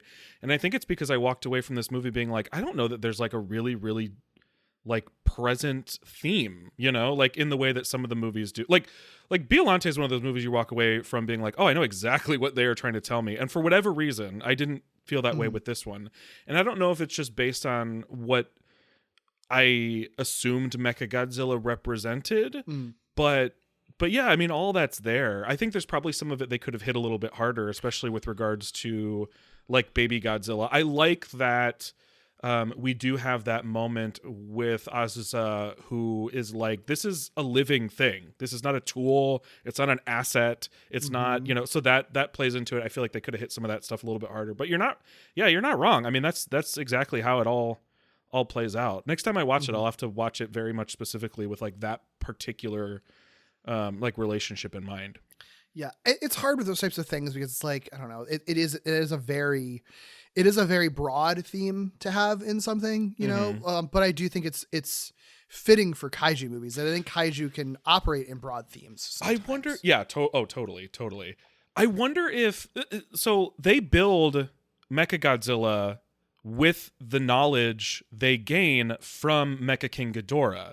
And I feel like they could have played that a lot more to feed into this, because Mecha King Ghidorah is like a cyborg. Like, it is both a living thing and a technological thing. Not that they need to bring that back, but that's all basically like prologue, and then you never really hear about that ever again. And which I loved. The moment I saw it, I was like, holy fucking shit, I know exactly how they're building Mechagodzilla, and that never would have occurred to me, you know? Especially because there's a movie between them. It's not a direct sequel in the sense that it's not the next movie, but it is kind of a direct sequel in that, like, the fact that Mecha King Ghidorah happened allows them to build Mechagodzilla. Like, it's so brilliant, and I bet they probably could have, you know, plucked a couple of those strings a little bit more to make it a little more obvious for me, for whatever reason. But yeah. I mean, there's a lot happening in this movie. So, like, I'm not surprised that you were like walking away with like that. They really told that clear story there. Yeah. Like, there's a lot to be sort of jagged by. And I think the Heisei movies have all hit their themes pretty hard, you know? Yeah. I wouldn't be surprised if that's not the norm. Like, I wouldn't be surprised if that's, because I don't feel like I walked away feeling like very strongly about, like, I know that they literally like have a character being like, it's life against artificial life at the end of it, but like, I don't know that I walked away from the movie being like, I really feel that, until rewatching it a bunch of times to like really pick up on just how intrinsic that is to the narrative of the movie, you know? Yeah, it'll be interesting. I'm really, really excited to watch other Mechagodzilla movies, because like I'm for whatever reason, Mechagodzilla doesn't feel like artificial life to me. It feels like a vehicle. You know what I mean? Like, it's not operating on its own. I think artificial life is I think that was a bad phrasing. That was like in a bad, like, I don't think that should have been translated that way. I do think nature versus technology, but it does obviously represent technology for sure.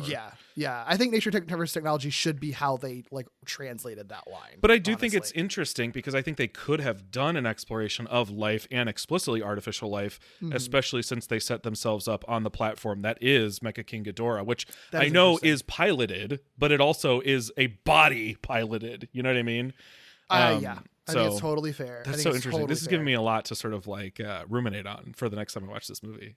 Yeah, I think that there's so many versions of this movie that could exist based on the plot points that they set up that would go in different directions, both good and bad, honestly. Like, I do think that I do agree with you. I think that there's an element of the Mecha King Ghidorah thing that, other than the basic setup, which is very cool, they don't really do enough with ultimately outside of the beginning of it. But the more I think about it, like, the more that would have to sort of change some of the stuff that does work in this movie. Because like you said, the human side of things with technology has so much to do with them reacting to circumstances by building more technology or applying more technology, or beefing up their technology, and it doesn't work. It never works. They fucking lose. They absolutely lose at the end of this movie. But it's not that the upgrade is the problem, because the monsters also upgrade, but they're upgrading through their relationships with each other and through their necessity to survive. You know, like, oh my God, so like beautiful. there really is a statement there, actually. You know, like, I'm beginning to see it.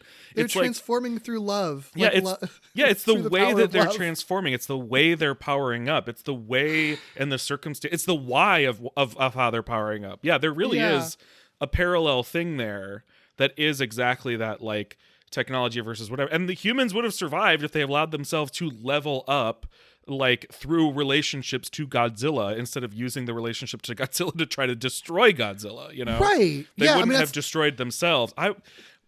God, and now I'm having so many thoughts now.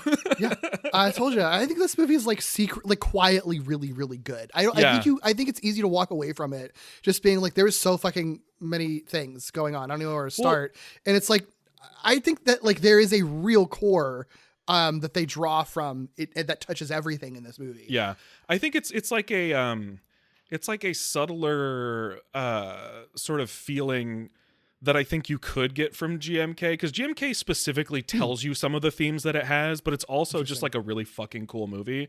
So I feel like if you're somebody who's just watching movies, you could walk away from GMK being like, that was so fucking cool, but there's like really deep things in there to think about. And I feel like this movie, I kind of walked away from being like, that was so fucking cool. But now the more I'm thinking about it, I'm like, there is some actually really cool stuff to think about here. Mm-hmm. I don't think it's a necessarily amazing comparison, but I haven't really felt that way about any other movie we've had where there's this like sort of distinct, it feels like there's almost like a distinct kind of like line between the things that they're putting in there because they're cool, and they are cool, like they're successfully fucking cool, and the things that are in there because they sort of feed into like something they're trying to say. Yeah, there's some shit in GMK that's just like so fucking cool, and it's cool because it's cool. You know? Yeah. I think one thing that's challenging about this movie too is that like a thing that I really like about it is the way that it sort of presents such like what is on paper a very clear narrative structure of like, your humans are stopping kaiju from destroying things, and maybe the kaiju are destroying things because of like a misunderstood or even sympathetic reason, but we still have to stop them, right? Like we've seen, you know, like Mothra and Rodan and stuff like that, where it's sort of like, you know, I mean, it sucks that they have to destroy the monsters, but they're going to have to destroy the monsters because what else are you going to fucking do? And this movie, I think, kind of like does that exact same narrative on paper and like makes you feel like you should be rooting for Mechagodzilla, but you're also realizing that you can't because the humans are in the wrong, like literally the entire time. Like, all like every single bit of destruction that Godzilla and Rodan do are always in service of getting to this little fucking baby. That's literally all they want. There is nothing else either of them do in this movie that goes beyond wanting to find and or protect this baby. Yeah. And anytime the humans are getting in the way of that, as much as they're just trying to be like, well, we're just trying to protect our city from these monsters that are attacking, and like this, you know, this baby is an important thing for us to study and to keep and everything. Like, we're the good guys who are trying to preserve this life and preserve the rights of life of humans. And sort of like, yeah, you keep telling yourselves that, guys, but like, you're still just fucking only like you're still ultimately causing the monsters to cause this destruction.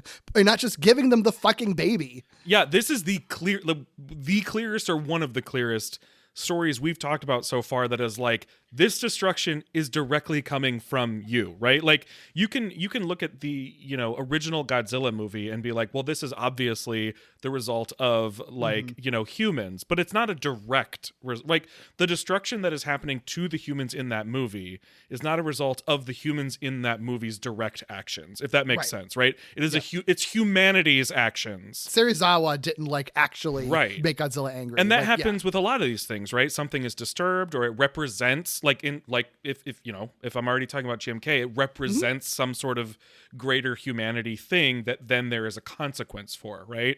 But this one is so fucking direct. It is like a thing that is actively happening in the movie, being carried out by active characters in the movie, and then the consequence for them, or the consequence is for them. Like there's no greater like humanity consequence. It is, we in this movie are doing this thing, which is keeping Baby Godzilla and studying Baby Godzilla, and the consequence is these big old monsters come to you to get Baby Godzilla. I don't know that there's ever been a clearer sort of like, the humans are wrong and the destruction they're getting is warranted.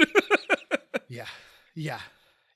I love it. It's like it's just so extremely my shit. Like I'm always on board for the monsters were right story. And like this is so they've that never through been and more through. right in this They've one. never There's been no more right. question of like, do we stop them or not? Because the very clear answer would be stop trying to stop them.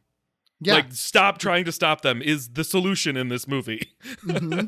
Don't go after them. Don't follow them. Don't, like, just give them the baby and they will absolutely leave. They're not even, like, that interested in destroying things to get to the baby. Like, they're just showing up. Yeah, it's truly, they truly did nothing wrong. Like, absolutely not. Godzilla and Rodan did nothing wrong in this movie. They don't even come across as vengeful. They just come across as wanting to find the baby. Yeah, right. You know? It's truly. No hoops to jump through justifying their actions at all. Uh-huh. Yeah. It's pretty fucking, I love it. Yeah. I love this movie. I mean, all of the fight sequences in this movie. This is another thing about it is that like I feel like you see more of the kaiju on screen like more often than many other movies that we've seen. This is a very like kaiju heavy movie. Mm-hmm. There's a lot of battles to track in this movie. There are, and all of them are like really fun. Like, yeah, I mean, I agree. And brutal. That's the other thing I think that makes you feel really bad for Godzilla and Rodan is because they get the shit beat out of them. Like I don't think we've ever seen those two guys get their asses handed to them again this brutally and violently. The only time thus far we've seen anything get their ass beat this hard is in GMK. Like, you know, it's the only other time I've reacted so strongly to one of these monsters getting the shit kicked out of them, because usually they don't. They get defeated, or it's an obviously bad monster that, like, quote, bad monster that gets destroyed, where those are the case. But yeah, like, sometimes even when they're destroyed, it doesn't feel as brutal as what happens here, you know? Mm-hmm. Like, Godzilla is really, really fucked up in this movie. Yeah. He's not fucked up. He gets fucked up. He gets fucked up. I mean, they're unafraid of showing blood and gore from both Godzilla and Rodan. All the foaming at the mouth foaming. Everyone's foaming at the mouth, and not in a good way. No. It's there's a lot of stabbing in this between like Rodan's like pecking attack, basically, trying to stab at Godzilla. The fact that you know, Mechagodzilla has the little, I don't know, electrical cables or whatever that like literally stab into Godzilla, and then he bleeds from those. Like, it looks painful. It's really wild. Yeah, it's very brutal. And the mixing and matching of fighting is fun too, because like I like that Godzilla and Rodan have an arc together where like Godzilla's first appearance in this movie is just like shooting the beam from underwater at Rodan just to tell him to that's fuck so off. Cool, right? So fucking cool. I love that that's how he makes his first appearance. And like they're fighting because like they're territorial or whatever, right? And I think probably both are fighting for the baby because they want the baby for themselves. Well, yeah, they don't have a previously established relationship that we're aware of. So like Godzilla's going there because it is a Godzillasaurus. Rodan's going there because it's this sort of the parasite egg situation. It's like a brother or a sibling, you know? Yeah. So they're both going for the same reason, and they just need to talk, you know? Yeah. And that's what and then, you know, by teaming up at the end, it's baby Godzilla like communicating with them and just being like, yeah, brother, help my daddy. And then they, you know, magically combine into like super Glitterzilla. Yeah. Yeah. Okay. I need to tell you something. Okay. I am aware of this is the extent of what I know, so I'm not hiding anything, but like I am aware of a Godzilla that looks like it is either on fire or is like a lava, like it looks like like molten lava that has cooled down. Like, do you know what I mean? I'm aware that Godzilla exists somewhere in this franchise. We have watched half of the Godzilla movies that exist, and I have still not encountered whatever that Godzilla is. And there have been several occasions where I'm like, it's gonna happen. We saw Godzilla fall into a fucking volcano and it didn't happen. And then here you see Rodan transform into Fire Rodan and then give his body and magic to Godzilla. And I was like, surely now I'm gonna find out what this on fire lava ass looking Godzilla is. And still, I don't know. There have been so many times where like, now's the time. The mystery is going to be solved, and it's still not solved. I still don't know. I love that. One day. Yeah, one day. I will say, the one thing I mentioned pretty early on about Rodan that I don't really know what to think about, largely because I think it's kind of an odd decision to make. But this is the universe to make it in, because Rodan hasn't shown up yet. Rodan does like a very Mothra-y type thing in sort of like giving himself up to Godzilla and giving that power over. And it is the way that it manifests even looks very Mothra-like, and so it's cool and it works for the story. I don't know that I don't know that it makes sense to me in like the larger Rodan mythology, if that makes any sort of sense. I think that is which doesn't affect the movie in any way. I do want to clarify. I think it works really, really well, but it was a big surprise to see that happen. It does feel very out of left field. I agree with you. I love it in this movie for what it represents and what it's doing. Right. And sort of just like we were saying, it's sort of like the power of love of like these two creatures realizing that they're fighting for the same thing ultimately, which is this baby, and that, you know, it's like Rodan decides to give his life to Godzilla so Godzilla can protect the baby going forward. I love that, but I do agree with you, and I do know that like I think at one point in the script it was going to be a thing where like Godzilla was resurrected because of like nuclear fallout after like the Garuda crashed or something from it, and the reason that they changed it to Rodan doing it was sort of like, well, we want to hammer in this nature versus technology sort of thing, and the second that we throw, even though nuclear radiation obviously is very important to Godzilla, the lore, this movie, it's not really interested in the nuclear aspect of it, really. Right. So that would kind of muddy the technology versus nature sort of conversation. So then they have Rodan do it. So it is something that they had to kind of retrofit to make sense in the movie. And I think that's part of the reason why it's sort of like, why is Rodan doing that? You know? Yeah, and I think like, again, for this movie, it makes perfect sense. And so I understand why they did it the way they did it. I do think it makes sense for it to feel a lot more magical than Rodan has to this point that I've seen, at least. Rodan is one of the monsters I've seen that feels like pretty grounded, like a Baragon or like a Anguirus. Like they just feel like dinosaurs that might have an extra power or something. But it does make a lot of sense in this one because they do represent nature, but in a very sort of magical, mystical sense, to be very in contention with the sort of like coldness and methodical, logical, explainable like technology side of things. So it makes a lot of sense. I don't know. I haven't thought enough about how they could sort of like pull it off in a different way. Probably because I don't feel like I need them to.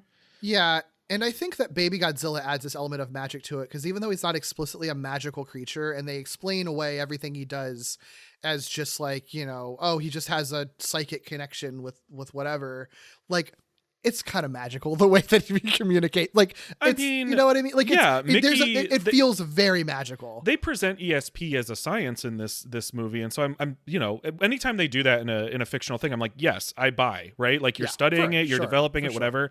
But like ultimately, what they're doing is magic, you know. So like so even if Miki were an explicit conduit, it would still fall perfectly into the side of like, oh, it's like magic shit, you know.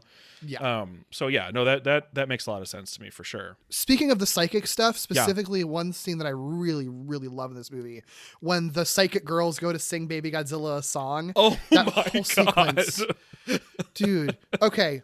List of things, there's so many things to talk about.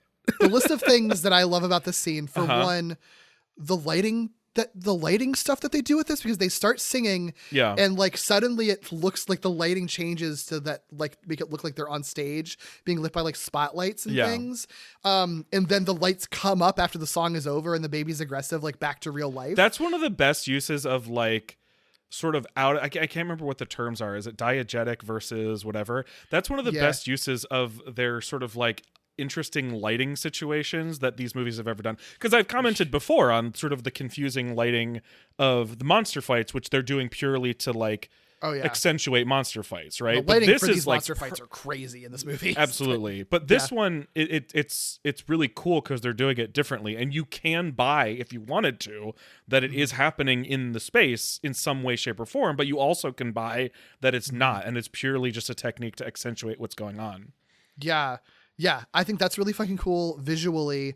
And there's also something so eerie about the way they sing, because it doesn't sound like the song is coming from their mouths. It sure doesn't. It sounds like adult women.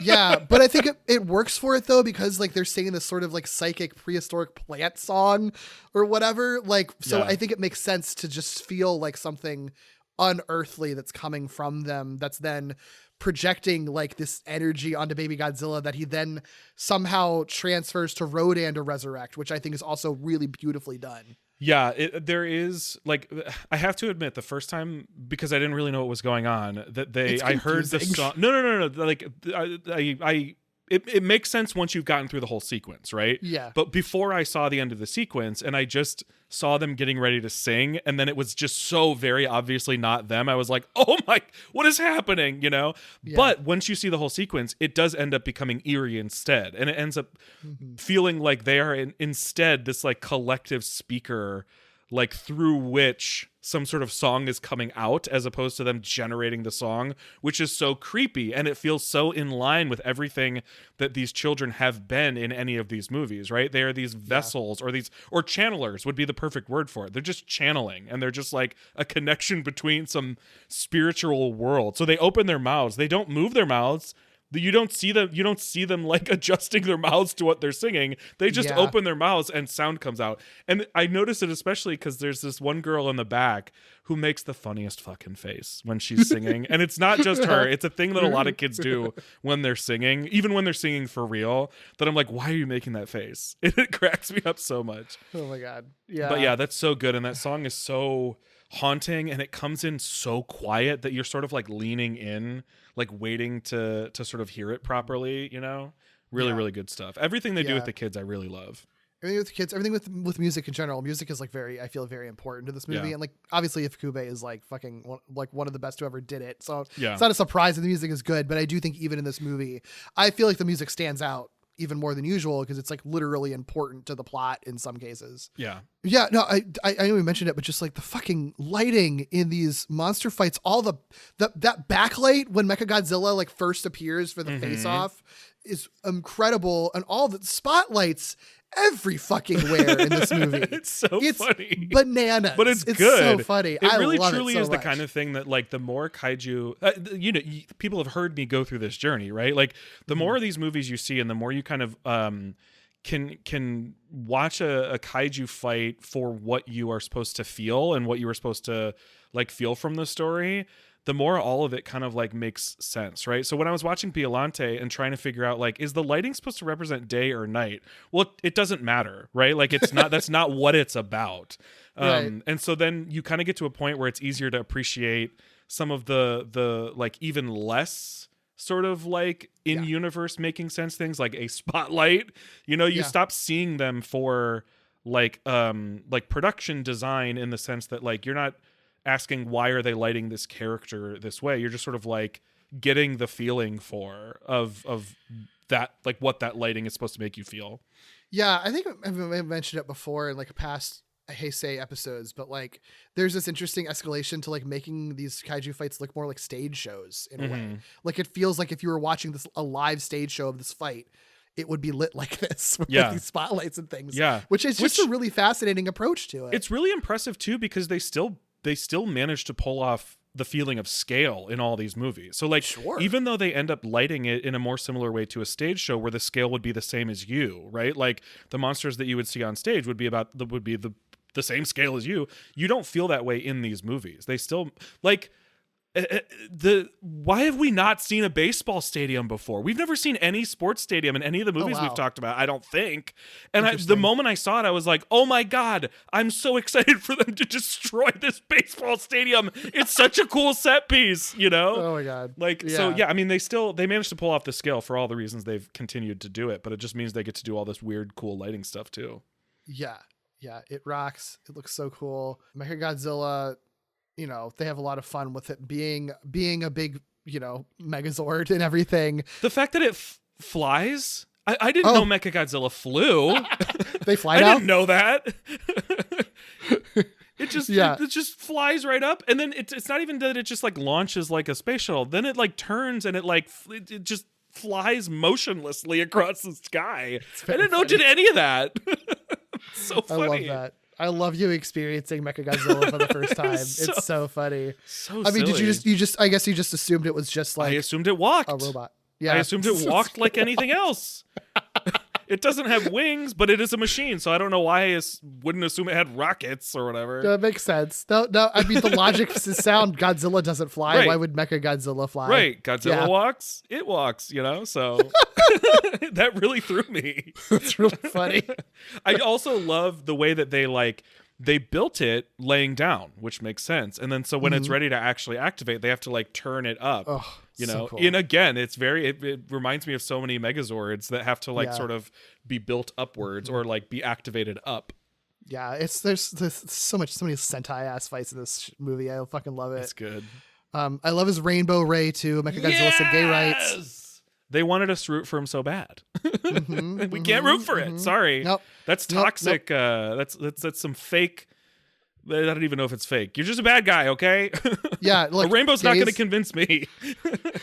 Time and time again has been proven gays can be terrible people too. Gays can be terrible people, and you can't just get us with a rainbow, okay? Yeah, right. No. Mechagodzilla is like corporate pride, is what Mechagodzilla is. It's sort of like, look at the rainbow. I'm an ally, right? As I kill all the gays that are on screen right now. Yeah, Mechagodzilla is corporate pride, right? Which is fickle and fake.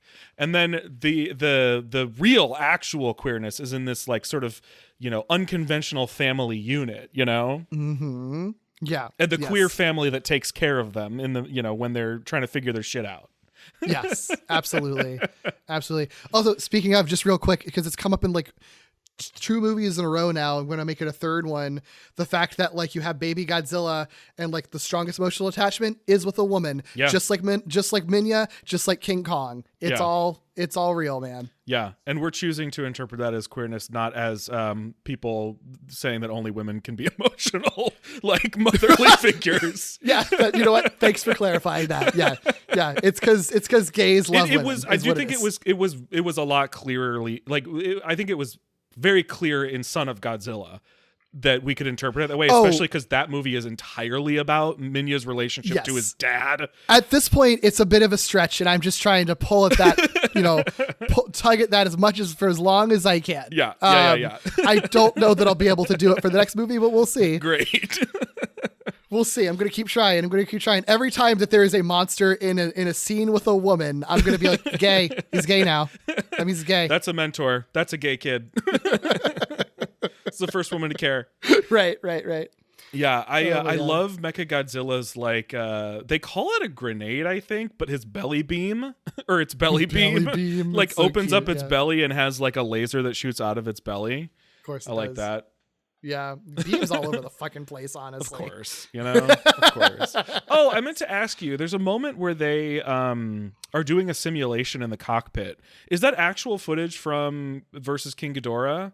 I think so. I figured it must have been. That they couldn't have shot new stuff. Yeah, because I think there even was going to be more of that where you would actually see King Ghidorah or Mecha King Ghidorah or something like that. And it just kind of got cut down to just that. I mean, my only clue was just the yellow lightning. I don't think they actually show Ghidorah or Mecha King Ghidorah in that. No.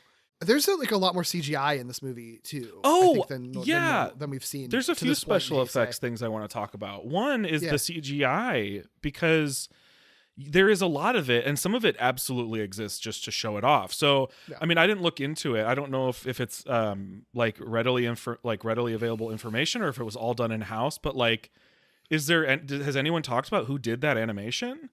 Because in 1993, my assumption would be that they shopped it out. But I don't know. I did not actually think to look into that. That's a good point. But I don't know who they would have shopped it out to.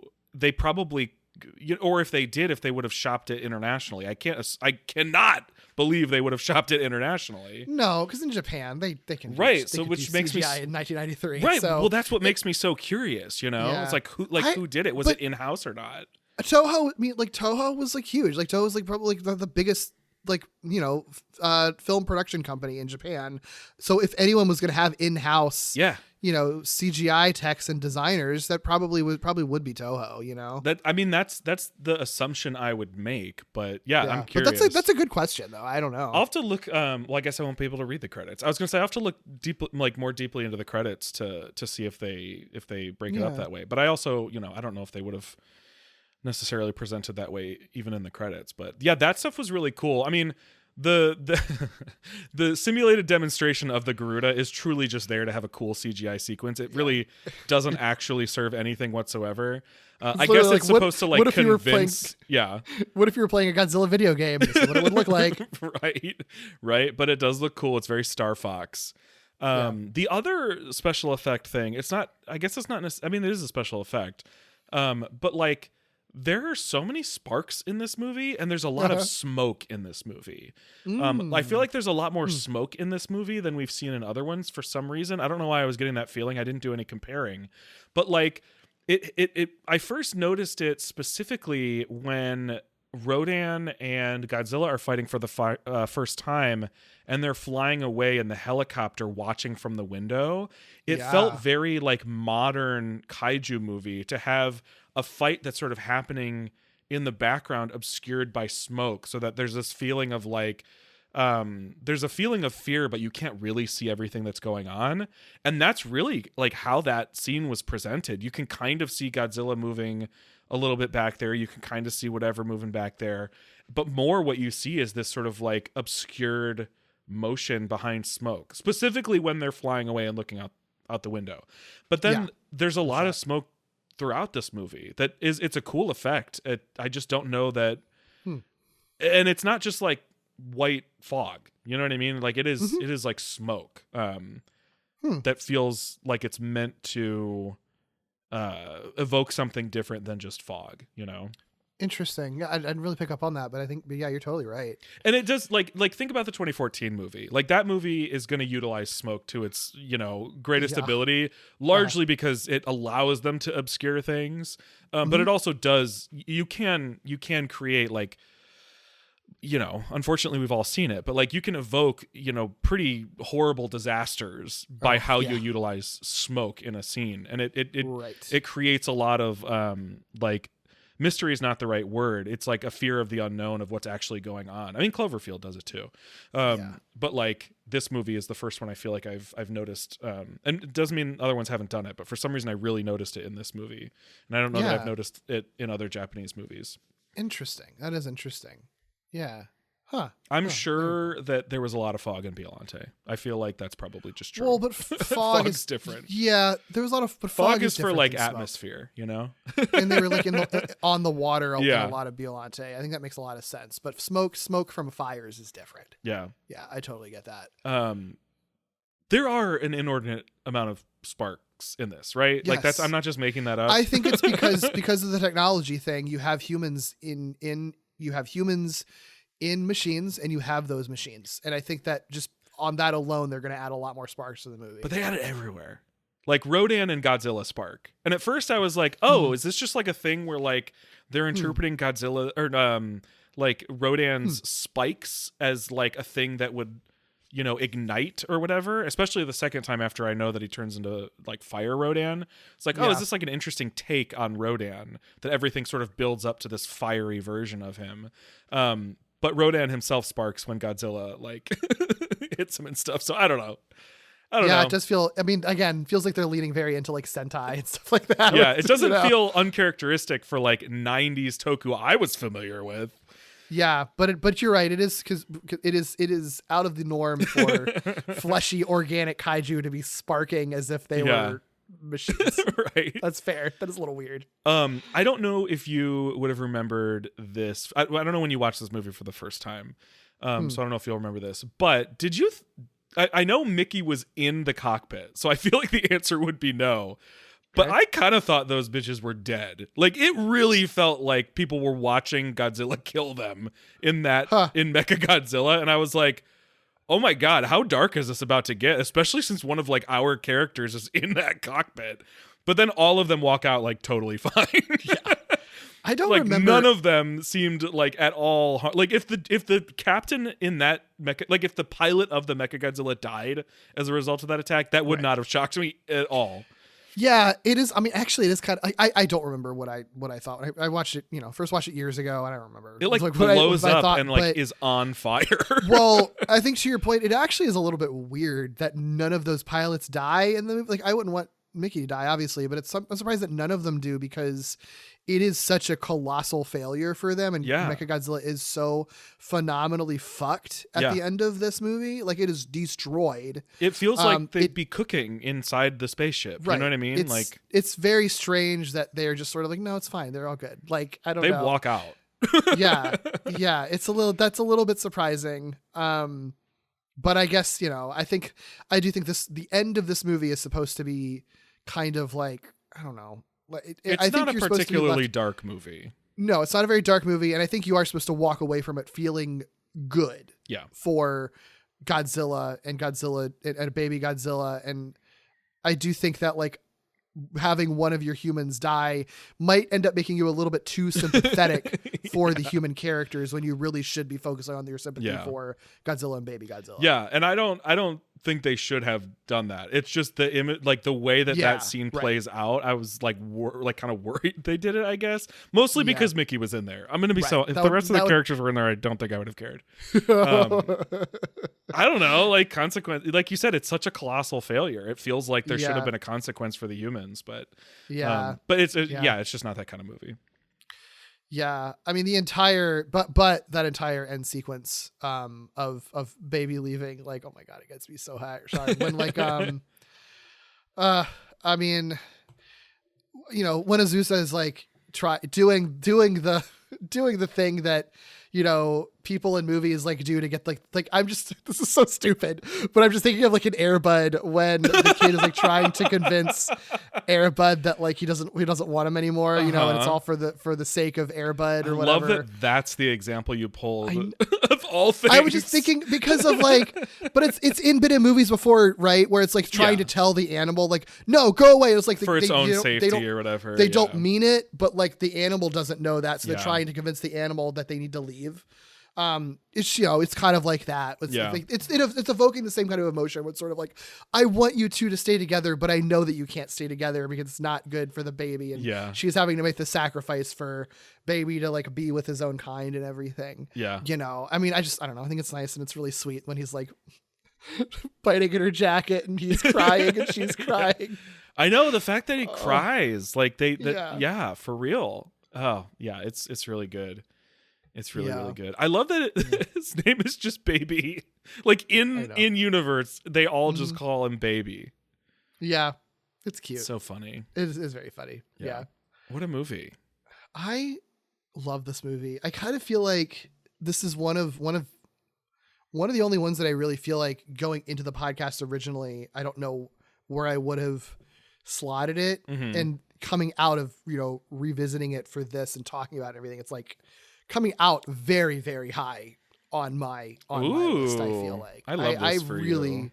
I really, really, really enjoyed this movie this time. Yeah. And I think it just really, I don't know, it just really spoke to me in a way that I didn't expect it to, and didn't remember it speaking to me originally. And it's just like so my shit, like in so many different ways. Oh, that's awesome. I love moments where like people find their shit. I like this movie a lot too. But I've liked all the Heisei movies, so this is like not a surprise that I enjoyed this one too. But I certainly have even more appreciation for it after this. I walked in saying I didn't think I had big thoughts, and now I'm walking out being like, I have so much to think about. So success. Yes. One last thing about this movie was the cover art for our episode. We did have a guest cover artist for it. The guest cover artist was Radical Gator.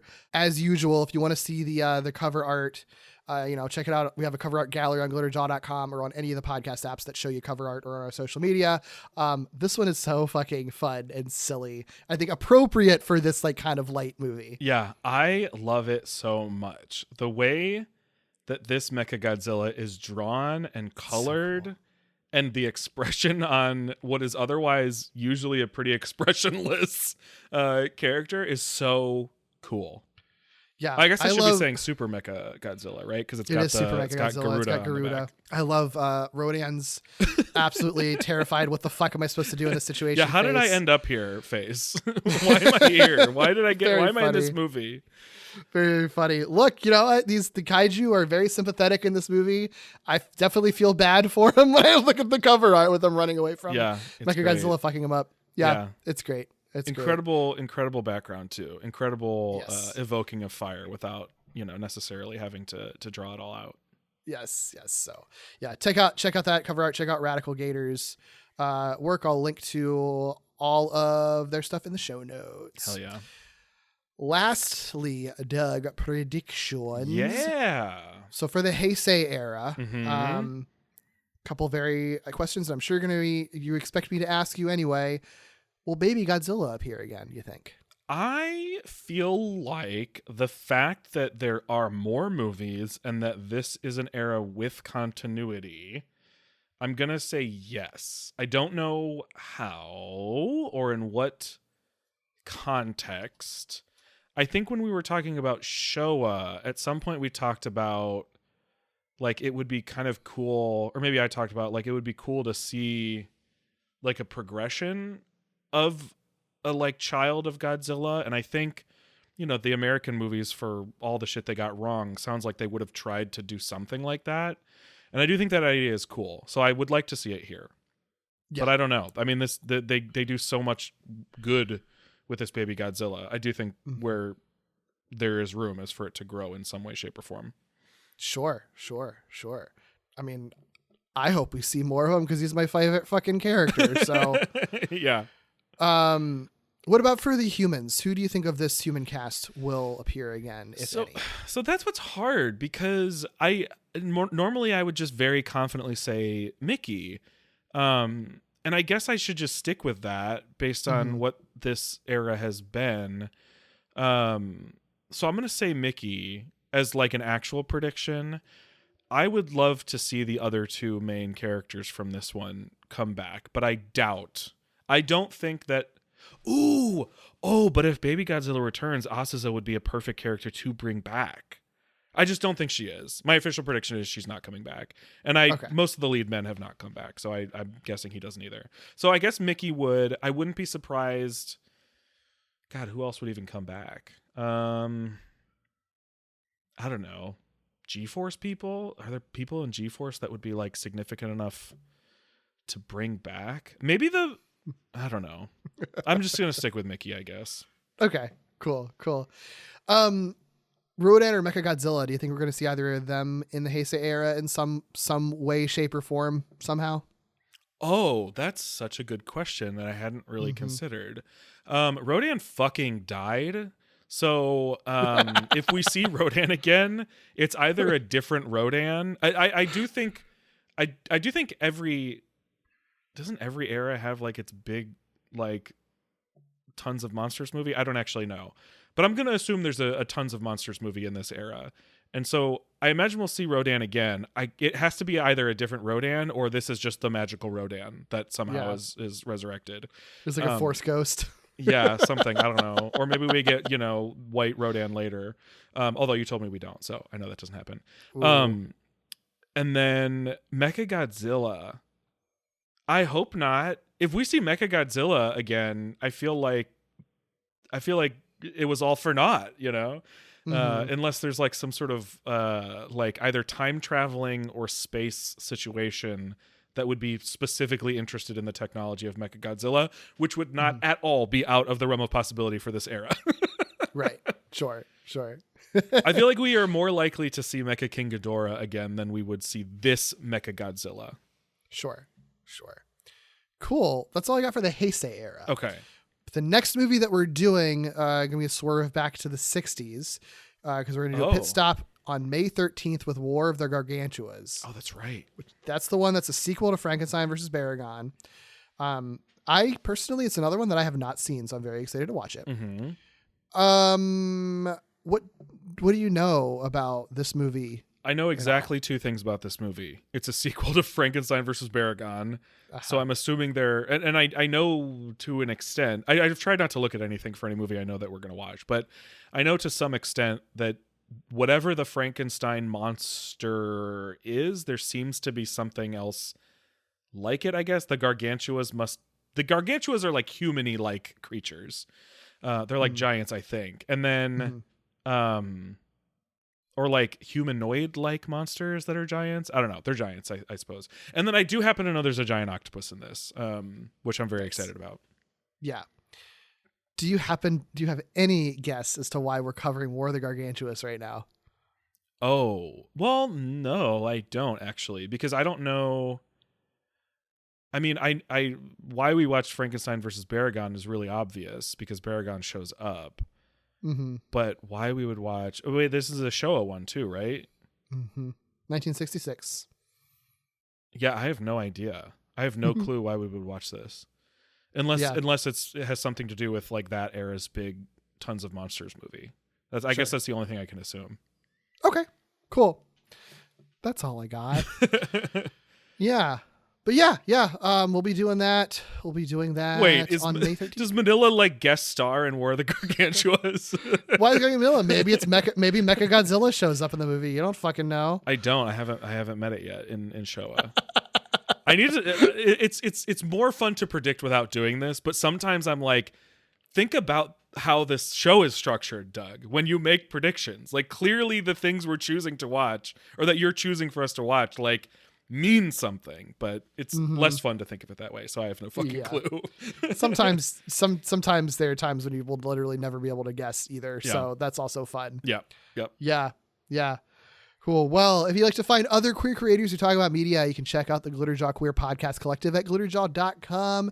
Follow us on Blue Sky at Glitterjaw, on Instagram at GlitterjawPods. But Doug, if people want to find you and everything you're doing, where can they do that? You can find me all over the place at Ikkybooley, ICKYBOOLEY. You can listen to me on a podcast called Novel Gaming that I do with my friend Katie, where we catch up on all the books and video games and sometimes other media we've been consuming lately. And you can listen to me weekly on a podcast that I do with Derek called Walloping Web Snappers, where we deep dive into every Spider-Man cartoon ever made. Also, we dusted off the Falling with Style feed in March and April for a bi-weekly special presentation mini-series of non-Pixar movies and television aimed at children and families that include clear, unafraid, and unambiguous depictions of queerness. Falling with Style is sort of like the predecessor to Screonk, so it was a monthly show where we watched movies. This is a different thing. It's a 5-episode thing. We're 4 episodes into it. Our episode on Wendell and Wild is out right now. That was our most recent one. And then we have one upcoming with former guest of Screonk, Hamish Steele, to talk about his experience making children's and family show with explicit queerness, and also to talk about a movie he brought to us called Flea. So you can check out all the episodes of that Falling with Style special presentation anywhere you listen to podcasts. What about you, Derek? Sure. Well, in addition to what Doug just mentioned, you can find me at most places at Derek B. Gale, and my other podcasts are Gimmicks, where we look at high concept and experimental structure-breaking gimmicky episodes of TV, and also Lee Carvalho's Potting Challenge, where we look at Simpsons tie-in video games, as well as pop culture history and Simpsons history and video game history. Join our Patreon at patreon.com/wallopingwebsnappers if you'd like to support us. That is the name of our Spider-Man podcast, but that supports everything that Doug and I do together, which includes Screonk, and we do frequently have bonus episodes that will often tie into Screonk, or have some kind of Godzilla or Tokusatsu adjacent thing. We kind of just got off like a whole month of Power Rangers related type things, almost like kind of somewhat by accident. It didn't intend it to be totally Power Rangers, but Power Rangers and then like Power Rangers adjacent stuff. So if you like that side of Tokusatsu, you got plenty of Power Rangers content for you. Check out our Discord as well. There's a link to that in the show notes, and we have a Screonk channel there as well. Email us at screonkpodcast@gmail.com if you want to reach out, and please rate, review, and subscribe on all your podcast platforms.